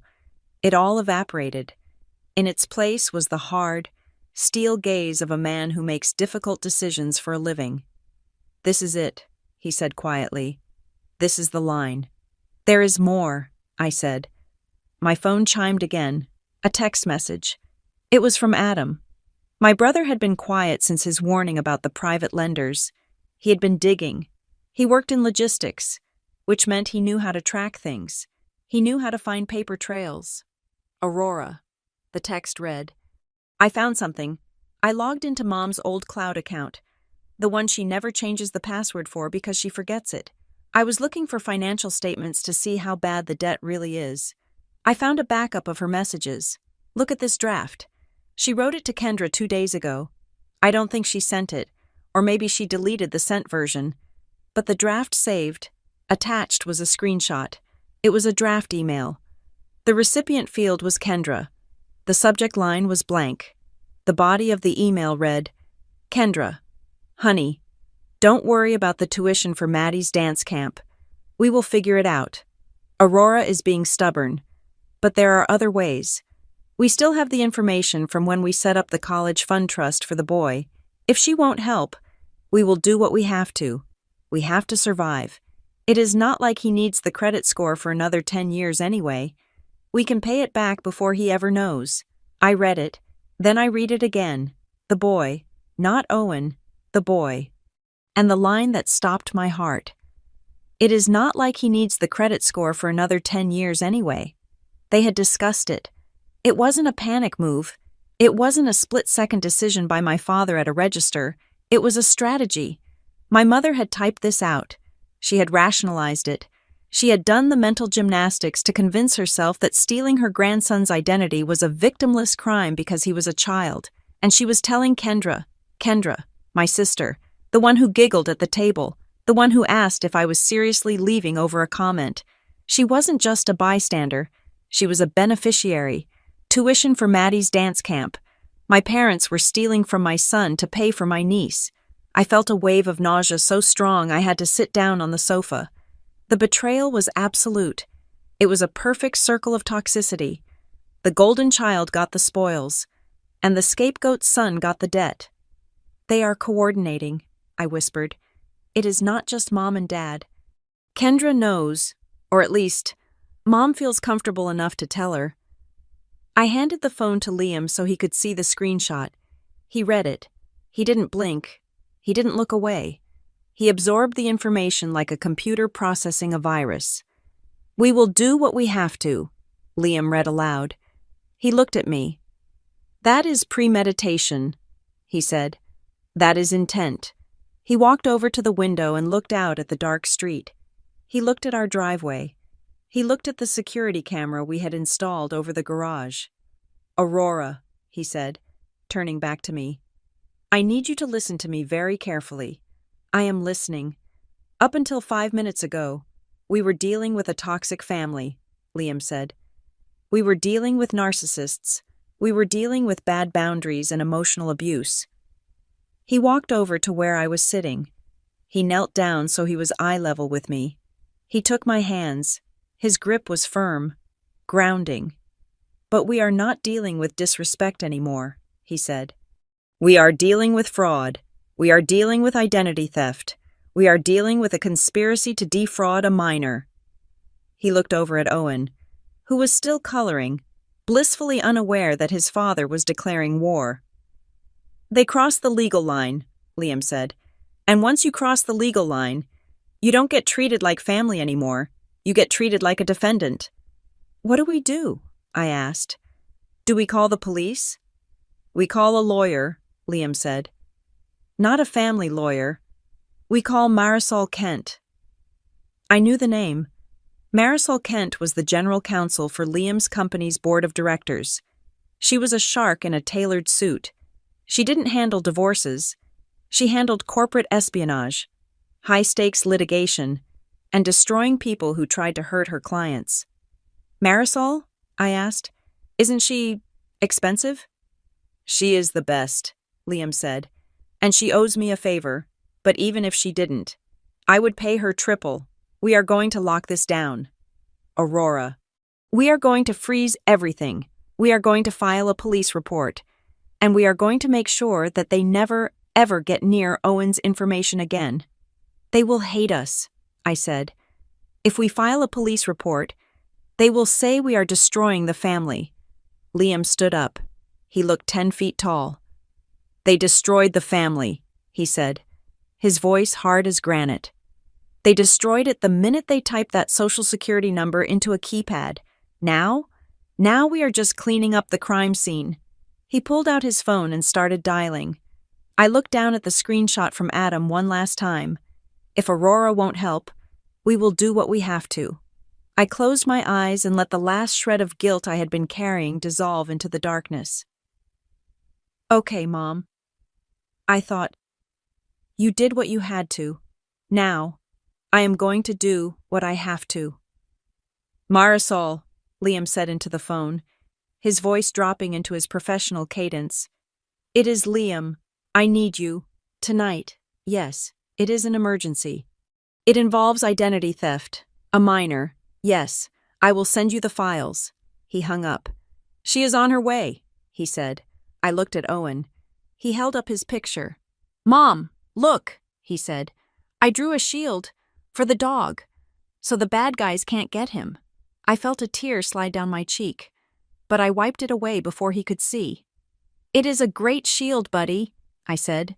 It is perfect. And tonight, we were going to build a real one. One made of legal filings, police reports, and ironclad restraining orders. The not real grandson was about to become the very real plaintiff. The woman standing in my living room did not look like she belonged in a crisis. She looked like she belonged in a boardroom, dismantling CEOs with a single raised eyebrow. Marisol Kent was not what I expected. When Liam said he was calling the company's general counsel, I pictured someone loud, someone aggressive, someone who would storm the gates, but Marisol was quiet. She was a study in stillness. She wore a charcoal suit that was tailored within an inch of its life, and her hair was pulled back into a bun so tight it looked like architecture. She didn't carry a briefcase. She carried a tablet and a legal pad. She sat at our dining table, the same table where we usually ate spaghetti and played board games, and turned it into a command center. "Walk me through it," she said. Her voice was low, smooth, and devoid of unnecessary emotion. I showed her the credit alert on my phone. I showed her the screenshot Adam had sent of the draft email. I showed her the text history with my mother. Marisol did not gasp. She did not shake her head in disbelief. She simply tapped the screen of her tablet, taking notes in a shorthand I couldn't read. "Okay," she said after 10 minutes of silence. She looked up at me. Her eyes were dark and incredibly sharp. "Here is the reality. Aurora, you are not dealing with a family dispute. You are the victim of a series of intentional torts and criminal fraud. We need to stop thinking like a daughter and start thinking like a plaintiff." "I don't want to put them in jail," I said, my voice trembling slightly. "I just want them to stop. I want them to leave us alone." "We will see about jail later," Marisol said, her tone clinical. "The police report is mandatory, not optional. If you do not file a report for identity theft, the credit bureaus will not remove the inquiry from Owen's record. You have to prove it was fraud, and to prove it was fraud, you have to name the fraudster." She slid a document across the table. "I have already drafted the affidavit," she said. "You just need to sign it." I looked at the paper. State of Indiana versus Glenn and Diane Bennett. My hand shook as I picked up the pen. This was the nuclear option.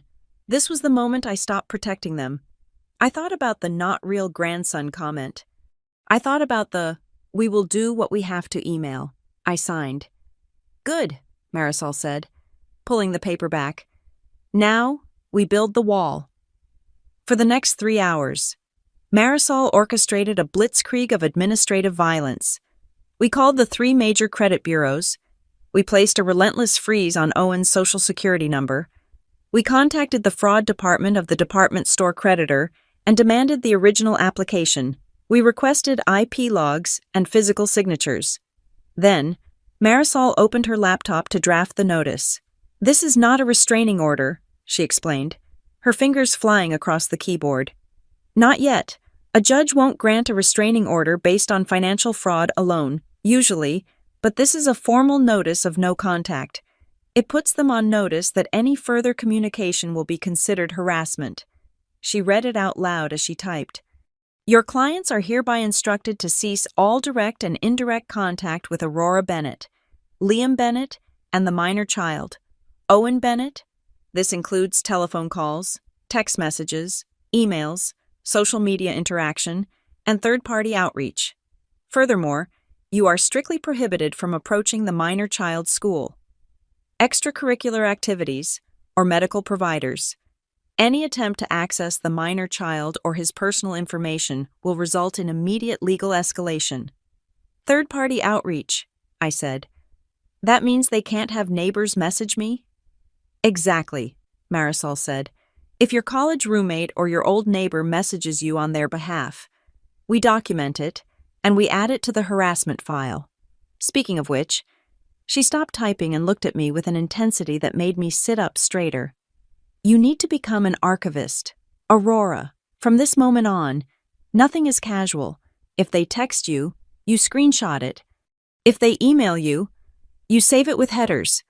If a stranger sends you a Facebook message saying your mother is sad, you capture it. If they send a card in the mail, you do not open it. You put it in a Ziploc bag and you date it. If it is not written down, it did not happen. Do you understand? I understand, I said. Good, she said. Because they are going to panic. And when narcissists panic, they don't just get angry, they get creative. Marisol was right. The silence lasted for 48 hours after the legal notices were delivered via courier. I imagined the scene at my parents' house, the courier knocking on the door, my father signing for the envelope, thinking it was maybe a check from a private lender, opening it, reading the words, notice of no contact, reading the accusation of identity theft. I expected an explosion.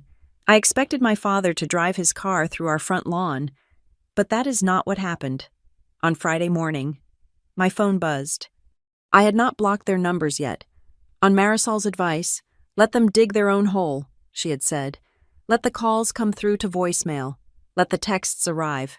Whatever they send is evidence. I looked at the screen. It was a picture message from my mother. I opened it. My stomach tightening. It was a photo of my parents. They were standing outside a brick building with a modest sign that read, Grace Community Counseling Center. They were holding hands. My mother was wearing a soft pastel cardigan, her church lady clothes. My father was looking at the ground, appearing suitably humbled. The lighting was perfect. The angle was flattering. It looked like the cover of a brochure for senior citizens recovering from grief. The caption read, We are trying. We know we have things to learn. Please don't shut the door on us. I stared at it. It was so perfect it felt fake. My parents had never gone to therapy in their lives. My father called psychology voodoo for weak people. 10 minutes later, a second text arrived. This one was a block of text, carefully punctuated, devoid of the usual erratic capitalization my mother used when she was upset. Aurora, we received the letter. We are heartbroken that you felt the need to involve lawyers. We want you to know that the credit application was a misunderstanding, but we take responsibility for the confusion. We are attending counseling to understand why we struggled to accept the adoption. It has been hard for the older generation to understand how these new families work, but we are willing to learn. We just want to be grandparents. Please let us fix this. I read it twice. Struggled to accept the adoption. Hard for the older generation. New families. It sounded reasonable. It sounded apologetic. If I were a stranger reading this, I would think, wow, look at these poor old people trying to overcome their generational bias. The daughter is being so harsh. I forwarded the screenshot to Marisol immediately. Her reply came back in 3 minutes. Do not reply. This is not an apology. This is a strategic pivot. They are building a paper trail. I called her. What do you mean? I asked when she answered. Look at the language. Aurora, Marisol said, her voice sounding tinny through the phone speaker. They are framing the identity theft as confusion. They are framing their cruelty as a generational struggle. They are creating a narrative where they are the flawed but trying parents, and you are the unforgiving daughter. If this ever goes to family court, they want to be able to show a judge that they tried to get help. So the counseling is fake? The counseling might be real, Marisol said, but the motivation isn't growth. It is optics. They are terrified of the fraud charges. They are trying to look reformed so that when we eventually speak, they can say, look, we are fixing the problem. Why are you still punishing us? It makes me sick, I said. They are using therapy as a prop. It is a common tactic, Marisol said, but we can use it. If they claim they are ready to talk, we can test that theory. How? We agree to a meeting, Marisol said. No, I said instinctively. I can't see them. I can't look at them. Not a social meeting, Marisol corrected. A settlement conference. If they want to claim they are trying, let them prove it in a controlled environment. We set the terms. Public place. No Owen. Lawyers present. We tell them that if they want to avoid criminal prosecution for the credit card fraud, they need to sign a binding settlement agreement regarding the debt and the no-contact order. You want to use the fraud charges as leverage? I want to use the fraud charges to buy your son's permanent safety, Marisol said. Right now, we have a messy situation. I want a clean, legal severance. If they agree to the meeting, we can lock them into a contract that carries real penalties if they ever come near you again, and we can see if this counseling is real or if it is just a performance. I hesitated. The idea of sitting in a room with them made my skin crawl. But the idea of ending this, really, truly ending it with a legal gavel, was intoxicating. Okay, I said. Set it up. The scheduling took 2 days. My parents pushed back on the lawyer requirement. They wanted a family dinner. They wanted to meet at their house. They wanted to see Owen. Marisol shut them down with the efficiency of a guillotine. The meeting will be at the Meridian Mediation Center on Tuesday at 10 o'clock in the morning. Counsel will be present. The minor child will not be present. The topic of discussion is the resolution of the identity theft claim. Take it or leave it. They took it. The night before the meeting, I couldn't sleep. I wandered the house like a ghost. I checked the locks on the doors 3 times. I checked the window latches. I finally ended up in Owen's room. He was asleep, sprawled out on his bed in the starfish position that only children can achieve. His breath was a soft, rhythmic shh sound. The moonlight was filtering through the blinds, casting stripes across his duvet. I sat in the rocking chair in the corner, the chair I had nursed him in when he was a baby. The chair where I had read him thousands of stories. I looked at his face. It was so peaceful. He didn't know about credit scores. He didn't know about second mortgages. He didn't know that his grandmother had called him the boy in an email to his aunt. He just knew that he was loved. I realized then that for the last 5 years, I had been trying to balance the scales. I had been trying to be a good daughter and a good mother at the same time. I had tried to be fair to my parents, making excuses for them, giving them chances, trying to understand their generational perspective. But fairness is a concept for adults. Fairness implies that both sides have valid points. There was no validity in what they had done. There was no other side to identity theft. There was no nuance in telling a child he isn't real. I looked at Owen's sleeping face, and something inside me hardened into diamond. My job wasn't to be fair to the adults who raised me. My job wasn't to validate their feelings or help them through their financial crisis, or manage their public image. My job was to be the wall between this little boy and the monsters who wanted to consume him. My job was to be safe for him. If that meant I had to be the villain in my parents' story, so be it. If that meant I had to be the cold, heartless daughter who dragged her elderly parents into a mediation room and threatened them with jail, fine. I would wear that label. I would wear it like armor. I stood up and walked over to the bed. I smoothed the hair back from his forehead. You are real, I whispered into the dark. You are the most real thing in this world, and I promise you, they will never touch you again. I walked out of the room and closed the door. I went downstairs and laid out my clothes for the next morning.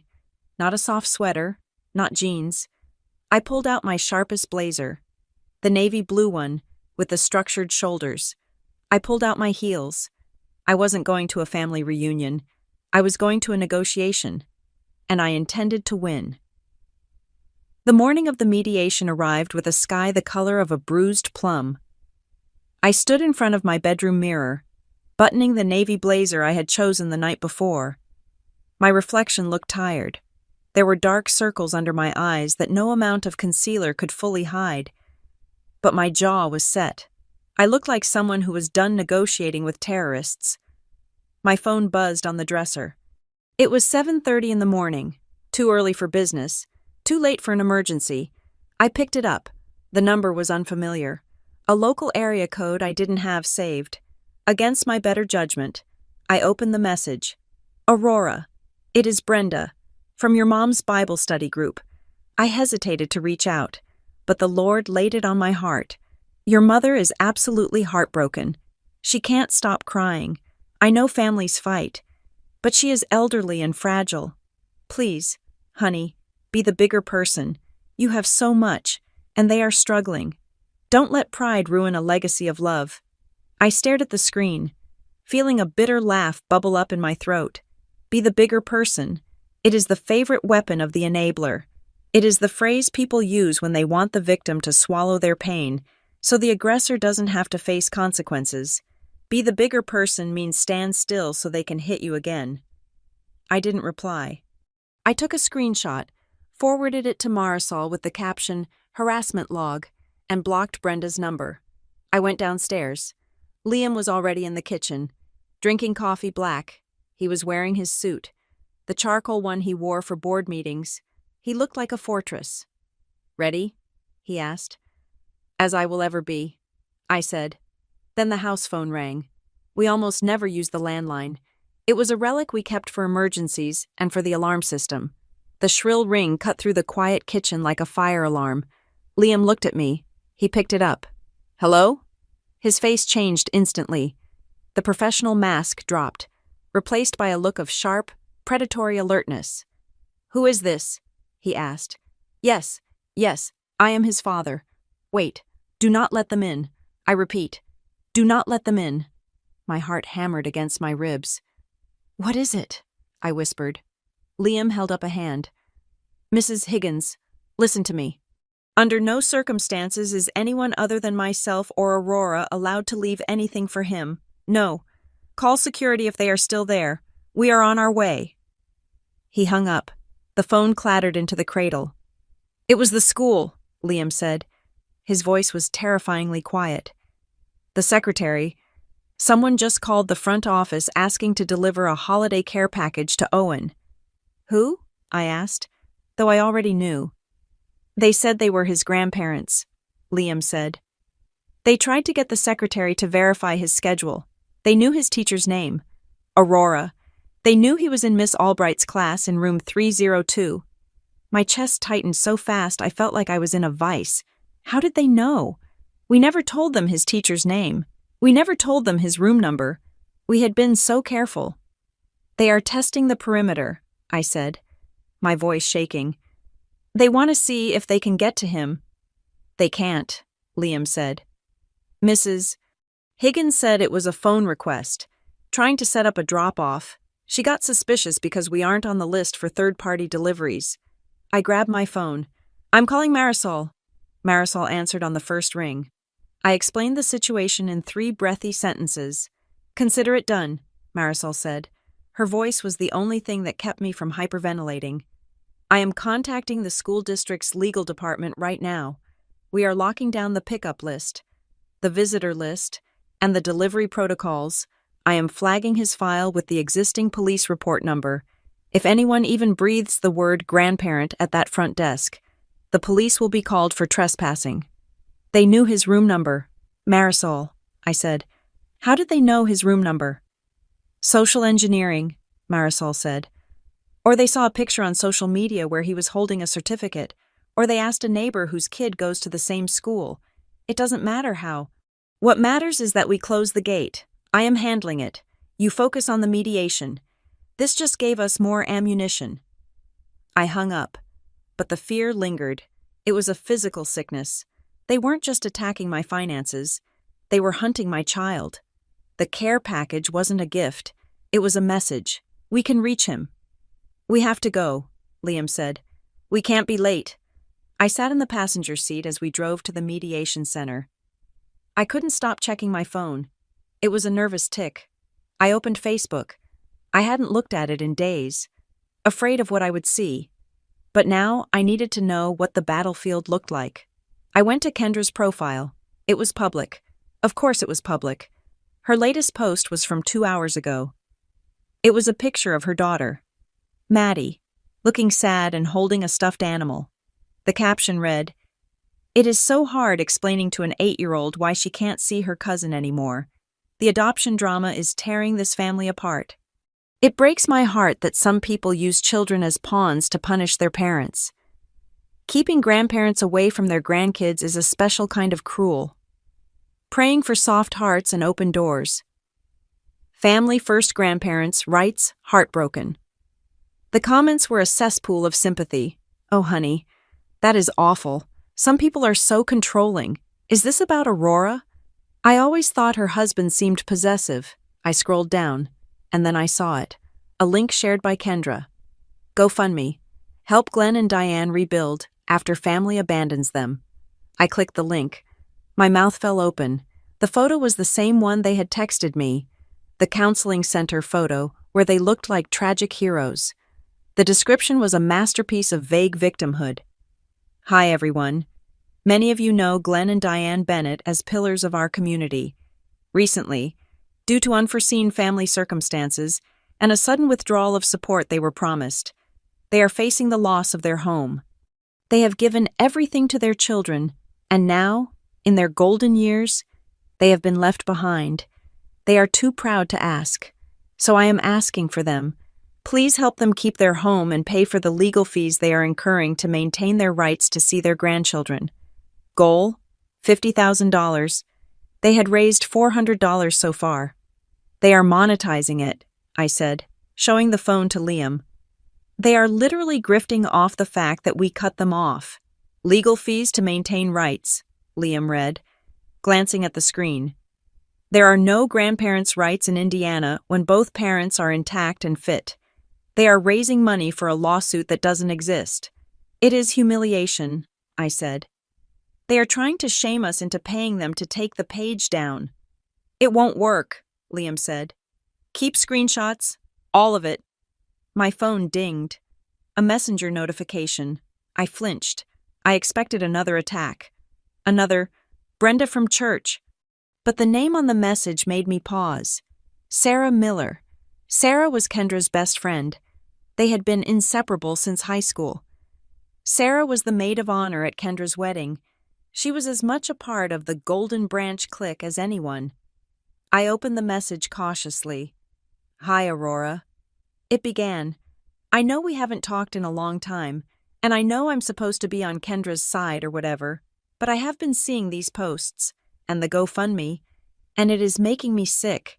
I held my breath. I am a mom now, too. Sarah wrote, I have a 2-year-old, and if my mom talked about my son the way your mom talks about Owen, I would burn the world down. I thought you should see this. Kendra added me to a group chat with your mom last week to help coordinate the narrative. I left the group this morning, but I took these first. Attached were 3 screenshots. They were from a group chat named Bennett Family Strategy. The first screenshot was dated December 24th. Christmas Eve, the day before the incident. My mother. Diane. Okay, so tomorrow is the big day. Kendra. Make sure Maddie remembers what we talked about. If Owen starts bragging about his school or his gifts, she needs to remind him of the hierarchy. Subtly, Kendra. Don't worry, Mom. Maddie knows. She asked me yesterday why we have to pretend he's the same as her. I told her she just has to be honest. Diane. Good. We need to make sure Aurora understands that she can't just buy his way into the bloodline. A little reality check from a child is harder to argue with. I read it, and the air in the car seemed to vanish. It wasn't just a comment. It wasn't just a rehearsed line. It was a planned tactical strike. My mother had instructed my sister to weaponize her daughter. They had scripted the trauma of a 6-year-old boy. I swiped to the next screenshot. This one was dated 3 days ago, the day the credit alert hit. Kendra. Mom, Aurora found out about the store card. She is freaking out. She is talking about police. Diane. She is bluffing. She won't call the police on her own parents. She is just trying to scare us into sending the money again. Kendra. I don't know, Mom. She sounded serious. Maybe you should have used a different address. Diane. It doesn't matter. Look, if Owen isn't really ours, why should we pay for him to have things? Why should his credit sit there doing nothing when we are drowning? It is the least she owes us after saddling us with this situation. I stared at the words. If Owen isn't really ours, why should we pay for him to have things? There it was, the smoking gun, the undeniable proof that the identity theft was not an act of desperation, but an act of resentment. She felt entitled to his identity because she didn't value his humanity. She saw his credit score as a form of reparations for the burden of his existence. I started to shake. I wasn't crying. I wasn't hyperventilating. I was vibrating with a frequency of rage that felt dangerous. "Liam," I said. My voice sounded strange, like it was coming from underwater. "Pull over." "What?" "Pull over. Now." Liam steered the car into a gas station parking lot and put it in park. "Aurora, what is it?" I handed him the phone. He read the screenshots. He read the coaching. He read the justification for the fraud. He sat there for a long time. The traffic whizzed by on the highway, oblivious to the fact that my world had just imploded and reformed into something harder, sharper. Liam handed the phone back to me. His face was pale, but his eyes were clear. "We have them," he said. "They planned it," I whispered. "They planned to hurt him at Christmas. They planned to steal his identity. They talked about it like they were planning a dinner menu." "I know," Liam said. "How can they be this evil?" I asked. "I grew up with them. I thought they were just flawed. I thought they were just selfish." Liam reached out and put his hand on my shoulder. "They didn't change, Aurora," he said. "They just learned new packaging. They have always been this way. You just stopped buying the product." He looked at the mediation center down the road. "Send those to Marisol," Liam said. "Right now." I forwarded the messages to Marisol. "Received." She replied instantly. "Do not print these. I will introduce them. This changes the strategy. We aren't negotiating anymore. We are dictating." I looked at Liam. "I am ready," I said, and I was. The fear was gone. The guilt was gone. The lingering wish for a happy ending was gone. All that was left was the desire to bury them under the weight of their own words. "Let's go," Liam said. He put the car in drive. We pulled back onto the road. 10 minutes later, we walked into the mediation center. My parents were already there, sitting in the lobby. My mother was wearing the same pastel cardigan from the photo. My father was wearing a suit that looked slightly too big for him. When we walked in, my mother stood up. She put on a sad, hopeful smile. She opened her arms as if she expected me to run into them. "Aurora," she said, her voice trembling theatrically. "Oh, honey, I am so glad you came." I did not stop walking. I did not look at her eyes. I looked straight through her, focused on the conference room door where Marisol was waiting. I walked past her outstretched arms like she was a ghost. "Save it for the judge, Diane," I said as I passed. I heard her gasp. I heard my father mutter something angry, but I didn't care. I opened the door to the conference room and stepped inside. Marisol was there, arranging a stack of papers. She looked up and gave me a barely perceptible nod. The trap was set, and they had walked right into it. The confirmation from the creditor arrived on a Tuesday afternoon, landing in my inbox with the heavy, bureaucratic thud of a gavel. We had requested the full application file for the fraudulent credit account. I expected a mess of scrawled handwriting, perhaps a forged signature that looked vaguely like mine. What I got was a digital timestamp of betrayal. The fraud department of the retail chain sent over the metadata from the online application. It was cold, hard data, stripped of any emotional nuance. Applicant name, Owen Bennett. Social security number, verified. Address, 442 Maple Ridge Drive. Phone number, 555-0199. I stared at the phone number. I did not need to look it up. I had dialed that number thousands of times. I had dialed it when I got my acceptance letter to college. I had dialed it when I got engaged. I had dialed it from the hospital waiting room when the adoption agency finally said yes. It was my mother's cell phone number. There was no clerical error. There was no computer glitch. Diane Bennett had sat down at a computer, or perhaps tapped on her iPad, and she had manually entered her own contact information next to my 6-year-old son's social security number. She had wanted to ensure that if the bank called to verify the application, the phone would ring in her purse, not mine. It was calculated. It was precise. I forwarded the document to Marisol with a single subject line: proof.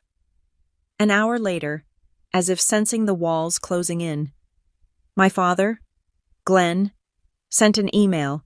It was a masterpiece of revisionist history. The subject line was simply, "Moving forward, Dearest Aurora, your mother and I have been doing a lot of praying. We feel that things have spiraled out of control due to high emotions and misunderstandings on both sides. We are family. Blood is thicker than water, and certainly thicker than money. We want to propose a sit-down dinner this weekend. Just us. No lawyers, no hostilities. Let's break bread. Clear up these misunderstandings about the store card, which was just a foolish attempt to get Owen some school clothes, and figure out a plan to move forward with love. We miss you. Love, Dad. I read it and felt nothing. No guilt, no longing, just a clinical observation of their tactics. They were trying to reset the board because they were losing the game. They wanted to get me into a room without witnesses, without Marisol, so they could deploy the guilt trip that had worked on me for 3 decades. I did not reply. I let Marisol handle it. Marisol's response was not an email. It was a formal letter, delivered via courier and emailed to them as a PDF. Dear Mr. and Mrs. Bennett, my client, Aurora Bennett, is in receipt of your request for a private meeting. That request is denied. Given the active investigation into identity theft and the documented attempts to bypass parental consent at Owen Bennett's school, there will be no informal contact. We are proceeding with the scheduled mediation on Tuesday. Attached. Please find the preliminary exhibit list we intend to present to the mediator and subsequently to the district attorney if a settlement is not reached. Exhibit A. Credit application, IP, log and phone verification. Exhibit B. School security incident report regarding the unauthorized care package. Exhibit C. Screenshots of text messages discussing the intent to use the minor child's credit. We suggest you arrive prepared to discuss a permanent severance agreement. Sincerely, Marisol Kent, Esquire. The reaction was immediate. They panicked. The silence that had held for a day shattered. My mother tried to call. I let it go to voicemail. She left a message that was a chaotic mix of sobbing and screaming. Aurora, please, you can't do this. We were just trying to consolidate debt. The rate on the store card was 0% for 12 months. We were going to transfer a balance, pay it off, and close it before Owen was even in middle school. It was never about him. We would never hurt him. We are drowning. Aurora, have some mercy. I listened to the voicemail in the kitchen, my hand gripping the counter, just trying to consolidate debt. They were admitting it. They were admitting they planned to load a 6-year-old's credit file with their bad debt to save themselves on interest payments. They viewed my son as a financial instrument, a 0% interest life raft. It was never about him, I whispered to the empty room. That is the problem. It is never about him. He is invisible to you until you need something. Then came the flying monkeys. Kendra, who had been posting publicly about grandparents' rights, sent me a private text that dripped with venom. I just talked to Mom. She is hyperventilating. Dad is holding his chest. If you press charges, if you drag this into court, you will destroy them. Is that what you want? To put your elderly parents in jail over a credit card? You are cold. Aurora, I don't even recognize you. Are you proud of yourself? I looked at the text. Are you proud of yourself? I thought about Owen sleeping upstairs, his identity safe for now only because I had caught them. I thought about the not real comment. I thought about the boy email. Yes, I thought, I am extremely proud of myself. I didn't reply to Kendra. I screenshotted the text and added it to the folder. But the final blow to my lingering hesitation came from Adam. My brother called me late that night. He sounded exhausted. He sounded like a man who had been listening to his parents scream for 6 hours. Aurora, he said, you need to know what they are saying over here. I heard the voicemail, I said. They are saying they just wanted to consolidate debt. No, Adam said. That is what they are telling you. That is the spin for the daughter they want to manipulate. I am talking about what Dad is telling the rest of the family. He was on the phone with Uncle Steve an hour ago. Uncle Steve? I asked. Why are they dragging Steve into this? Because they need money, Adam said. And to get money, they need a story. Glenn told Steve that this is all a misunderstanding because Liam reneged on a contract. I frowned. What contract? Liam never had a contract with them. Dad is telling people that when you got married, Liam promised to support them for life, Adam said. He is saying that your marriage was basically a financial merger. He told Steve, Liam agreed to take care of us in exchange for marrying into the family. Now he is breaking his word because Aurora is having a breakdown. The room seemed to tilt. In exchange for marrying into the family. My father believed that my husband had purchased me. He believed that his approval of our marriage came with a monthly subscription fee. He didn't see Liam as a son-in-law. He saw him as a patron who had stopped paying his dues. It explained everything. It explained the entitlement. It explained why they felt justified in stealing from Owen. In their minds, they were owed this money, if Liam wouldn't give it to them voluntarily. They were entitled to take it through the back door, through Owen. He is telling people Liam bought me? I asked, my voice quiet. Basically, Adam said. He thinks you are an asset, Aurora, and he thinks he still holds the deed. I hung up the phone. I sat there for a long time. I felt a strange sense of peace settling over me. It was the peace of total clarity. There was no love here. There was no confusion. There was only a transaction that had gone sour. They wanted me to trade my son's safety for their comfort. They wanted me to sacrifice Owen's future so they could maintain their country club membership and their delusion of status. The mediation was set for 10 o'clock the next morning. At 8 in the morning, right as I was pouring my coffee, my phone chimed with one last message from Diane. It wasn't angry. It wasn't frantic. It was designed to be the ultimate guilt trip. If you loved your family, you wouldn't do this. I looked at the words. If you loved your family, she was right. If I loved her version of family, the version where image mattered more than truth, where hierarchy mattered more than heart, I wouldn't do this. I would sweep it under the rug. I would pay the debt. I would let them use Owen. But I didn't love that family. I loved the family I had built. I loved the little boy eating cereal in the next room. I loved the husband who was currently putting on his tie in the hallway. Ready to go to war for us. I didn't reply. I walked into the hallway. Liam was adjusting his cufflinks. He looked at me. You okay? He asked. I am ready, I said. I have something for you, Liam said.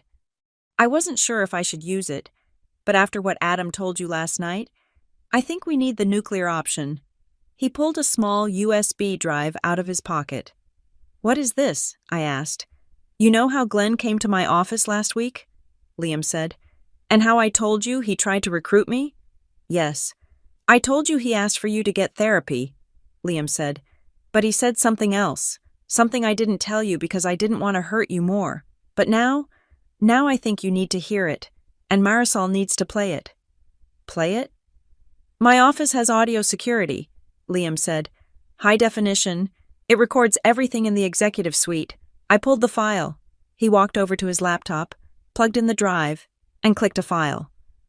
My father's voice filled the room. It was clear as day. It sounded calm, reasonable, almost businesslike. Look, Liam, I know she is stubborn. Aurora has always been difficult when she gets an idea in her head. But let's be men here. You are the money. She is just the mother. You hold the purse strings. How do we get around her? How do we structure this so you can get us the funds without her knowing? She doesn't need to know the details of the business, right? I stood frozen. She is just the mother. How do we get around her? He wasn't just trying to recruit Liam. He was trying to conspire with him to bypass me entirely. He was asking my husband to help him embezzle money from our family behind my back. Liam stopped the recording. He tried to make me an accomplice, Liam said. He thought because I am a man, I would side with him. He thought I would view you as a hurdle to be managed, not a partner to be respected. I took the USB drive from Liam's hand. I closed my fingers around it. It was the final nail.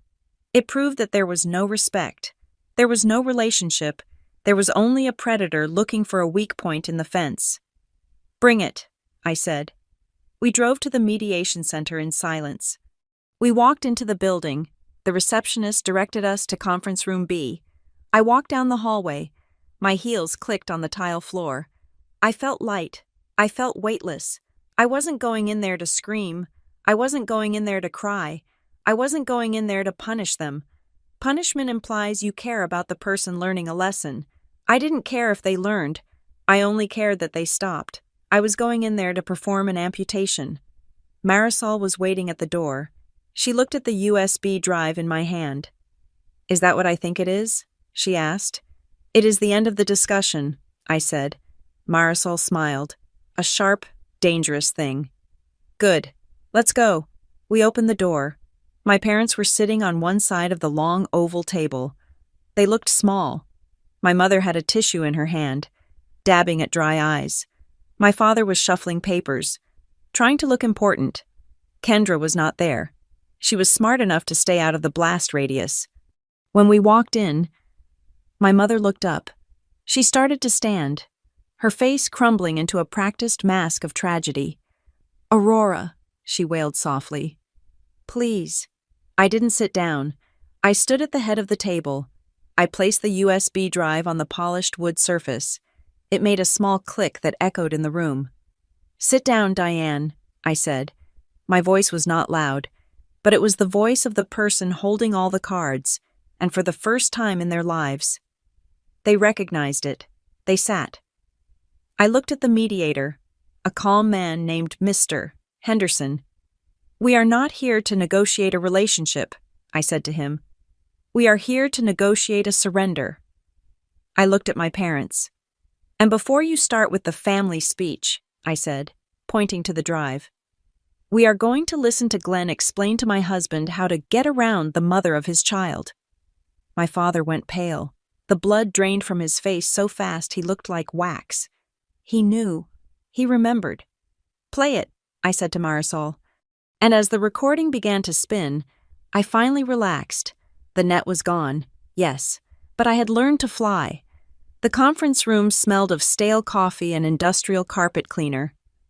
It was a sterile, lifeless box designed for compromise, but as I sat down next to Liam and Marisol, I knew there would be no compromise today. There would only be a reckoning. My mother, Diane, was already seated. She was wearing what I mentally called the repentance costume. It was a soft beige cardigan over a modest floral blouse, the kind of outfit a grandmother wears in a pharmaceutical commercial. She had a tissue balled up in her hand, and her eyes were red-rimmed. She looked fragile. She looked harmless. She looked like a woman who had been wronged by a cruel, ungrateful daughter. My father, Glenn, sat next to her. He was stiff, his jaw set in a line of righteous indignation. He refused to look at Liam. He refused to look at me. He stared at the mediator, Mr. Henderson, as if waiting for him to bang a gavel and order us to write a check. Kendra sat in the corner, ostensibly there for moral support. She was scrolling on her phone, looking bored, but her leg was bouncing up and down with nervous energy. Mr. Henderson cleared his throat. "We are here to discuss the outstanding issues regarding the credit inquiry and the family dispute.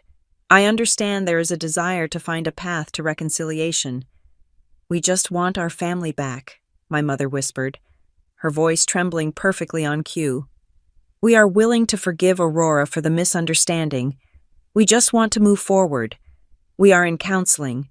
We are trying to understand this new world." She reached across the table, her hand hovering in the air, asking for a connection. "Aurora, honey," she said, "can we just stop this? Can we just hug and start over?" I did not move. I did not soften. Marisol placed a hand on my arm, signaling me to stay quiet. She opened her folder. "There will be no hugging," Marisol said. Her voice was not loud, but it had the cutting quality of a diamond saw. "And there is no misunderstanding. We are here to establish the timeline of events that led to a felony identity theft application." "Objection," my father snapped. "It was not a felony. It was a mistake." "Let me finish," Marisol said, not even looking at him. She slid a piece of paper across the table. It was a timeline, printed on thick, legal stock. December 25th, Marisol read. Your granddaughter, under your instruction, informs Owen Bennett he is not a real member of this family. December 26th, you demand a financial transfer. December 28th, Glenn Bennett attempts to ambush Liam Bennett at his place of employment to solicit funds. January 2nd, you initiate a harassment campaign through third parties. January 4th, you use the social security number of a 6-year-old child to apply for a credit card at JSC. Penny, listing your own phone number as the contact. She looked up. This is not a family dispute, Marisol said. This is a predatory pattern. My father scoffed. He leaned back in his chair, crossing his arms. Aurora is emotional, he said to the mediator, giving him a man-to-man look. She has always been dramatic. She takes things out of context. She is clearly having some sort of breakdown, and she is dragging her husband down with her. We are just trying to help them stabilize. Marisol didn't argue. She didn't get angry. She simply reached for the laptop in front of her. Mr. Bennett claims my client is emotional and unstable, Marisol said, and that he only wants to help. Let us listen to what Mr. Bennett sounds like when he thinks his daughter isn't listening. She pressed the spacebar. The audio from Liam's office filled the small room. It was crystal clear. She is stubborn. But you are the money. How do we get around her? How do we get her to stop blocking us? My father's face went from flush to chalk white in 3 seconds. His mouth opened, but no sound came out. The recording continued. She is just the mother. You hold the purse strings. The silence in the room following the clip was absolute. It was the sound of a mask shattering on a concrete floor. Mr. Henderson, the mediator, shifted in his seat. He looked at my father with a new expression. It wasn't neutrality anymore. It was disgust. That, Marisol said, is not the voice of a concerned grandfather. That is the voice of a co-conspirator attempting to solicit financial fraud against his own daughter. My mother started to cry. Real tears this time. Panic tears. I never meant any harm, she wailed, grabbing my father's arm. We were just desperate. We were trying to save the house. It wasn't about hurting Owen. We love Owen. Do you? Marisol asked. She reached into her folder again. She pulled out the screenshots Sarah had sent me, the group chat. She slid them across the polished wood table. They landed right in front of my mother. Please read the highlighted text, Marisol said. My mother looked down. She saw her own words staring back at her. If Owen isn't really ours, why should we pay for him to have things? My mother gasped. She looked up at me, her eyes wide with terror. She knew there was no spinning this. She knew she had been caught in 4K resolution. I was just venting, she stammered. I didn't mean it. You coached your granddaughter to reject him, I said. It was the first time I had spoken. My voice was steady. You told Kendra to make sure Maddie knew the hierarchy. You scripted his pain. It is not like that, Kendra shouted from the corner. She stood up, her face red. The mask of the bored sister fell away, revealing the entitlement underneath. You are twisting everything, Kendra yelled, pointing a finger at me. You are ruining Mom and Dad's lives over a credit card. So what if they used his number? He is a kid. He doesn't need credit. You are choosing an adopted kid over your own blood. You are choosing a stranger over us. The room went deadly still. Kendra froze, realizing what she had just screamed. She had just confirmed the entire case. Choosing an adopted kid over your own blood. I looked at the mediator. Thank you, Kendra, I said softly. I think you just made the closing argument for me. The representative from the creditor, who had been listening on the speakerphone, spoke up. His voice was metallic and final. Based on the evidence presented, specifically the admission of non-familial status and the intent to defraud, J.C. Penny Credit Services is classifying this formally as identity theft. We will not be treating this as a familial dispute. We will be turning the file over to the local authorities for prosecution unless a restitution agreement is signed immediately. My father slumped in his chair. The fight went out of him. He looked old, He looked defeated.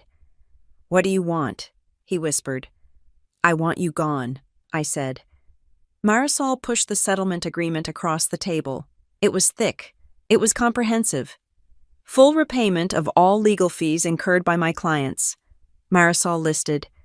Immediate repayment of the unauthorized credit inquiry fees, and a permanent, irrevocable notice of no contact. She pointed to the signature line. You will not contact Aurora. You will not contact Liam. You will not contact Owen. You will not go to his school. You will not send gifts. You will not ask neighbors to call. If you violate this agreement, the fraud charges will be unpaused, and we will press for the maximum sentence. And given the amount of debt you are carrying, I guarantee you do not want the IRS looking into your other financials, which we will trigger if you push us. My mother sobbed into her hands. But he is our grandson, she moaned. No, Diane, I said. He isn't. You made that very clear. You don't get to claim him when it is convenient and discard him when it is expensive. I uncapped a pen and set it down in front of them. Sign it, I said, or I call the police and give them the recording. My father picked up the pen. His hand was shaking. He signed. He passed it to my mother. She signed. Her tears wetting the paper, Kendra stood in the corner, silent, glaring at me with a hatred that would last a lifetime. I didn't care. I took the signed papers. Marisol checked them. She nodded. We are done here, Marisol said. I stood up. I buttoned my blazer. I looked at the people who had raised me, the people I had spent 34 years trying to please. They looked like strangers. They looked like people I used to know a long time ago. I felt a strange sensation in my chest. I expected to feel heavy. I expected to feel sad. Instead, I felt weightless. It wasn't the loud victory of a movie climax. There were no fireworks.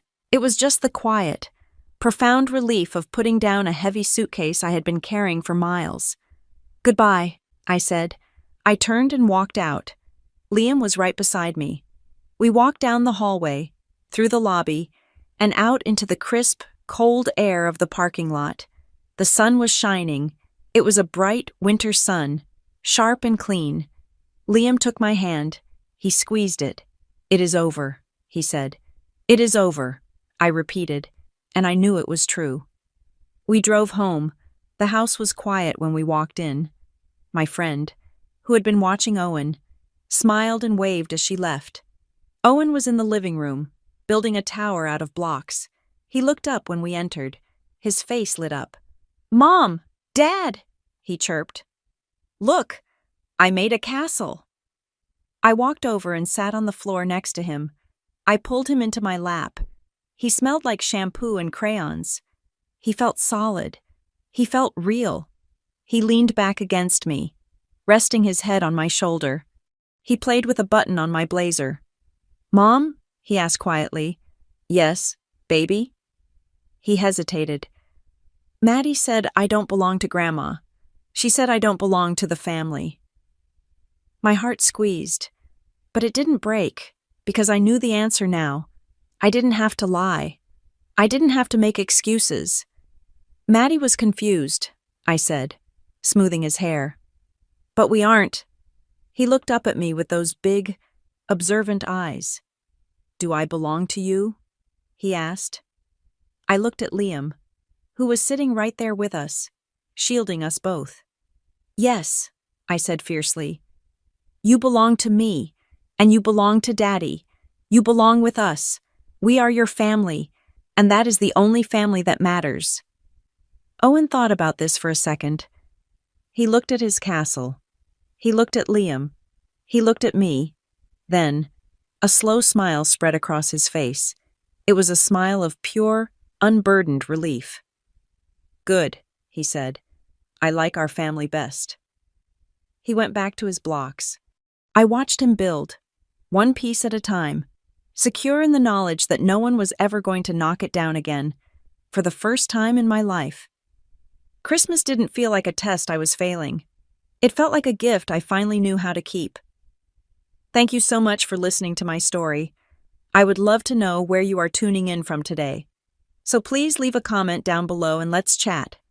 If you enjoyed this story and want to hear more, please make sure to subscribe to Lily Revenge Stories.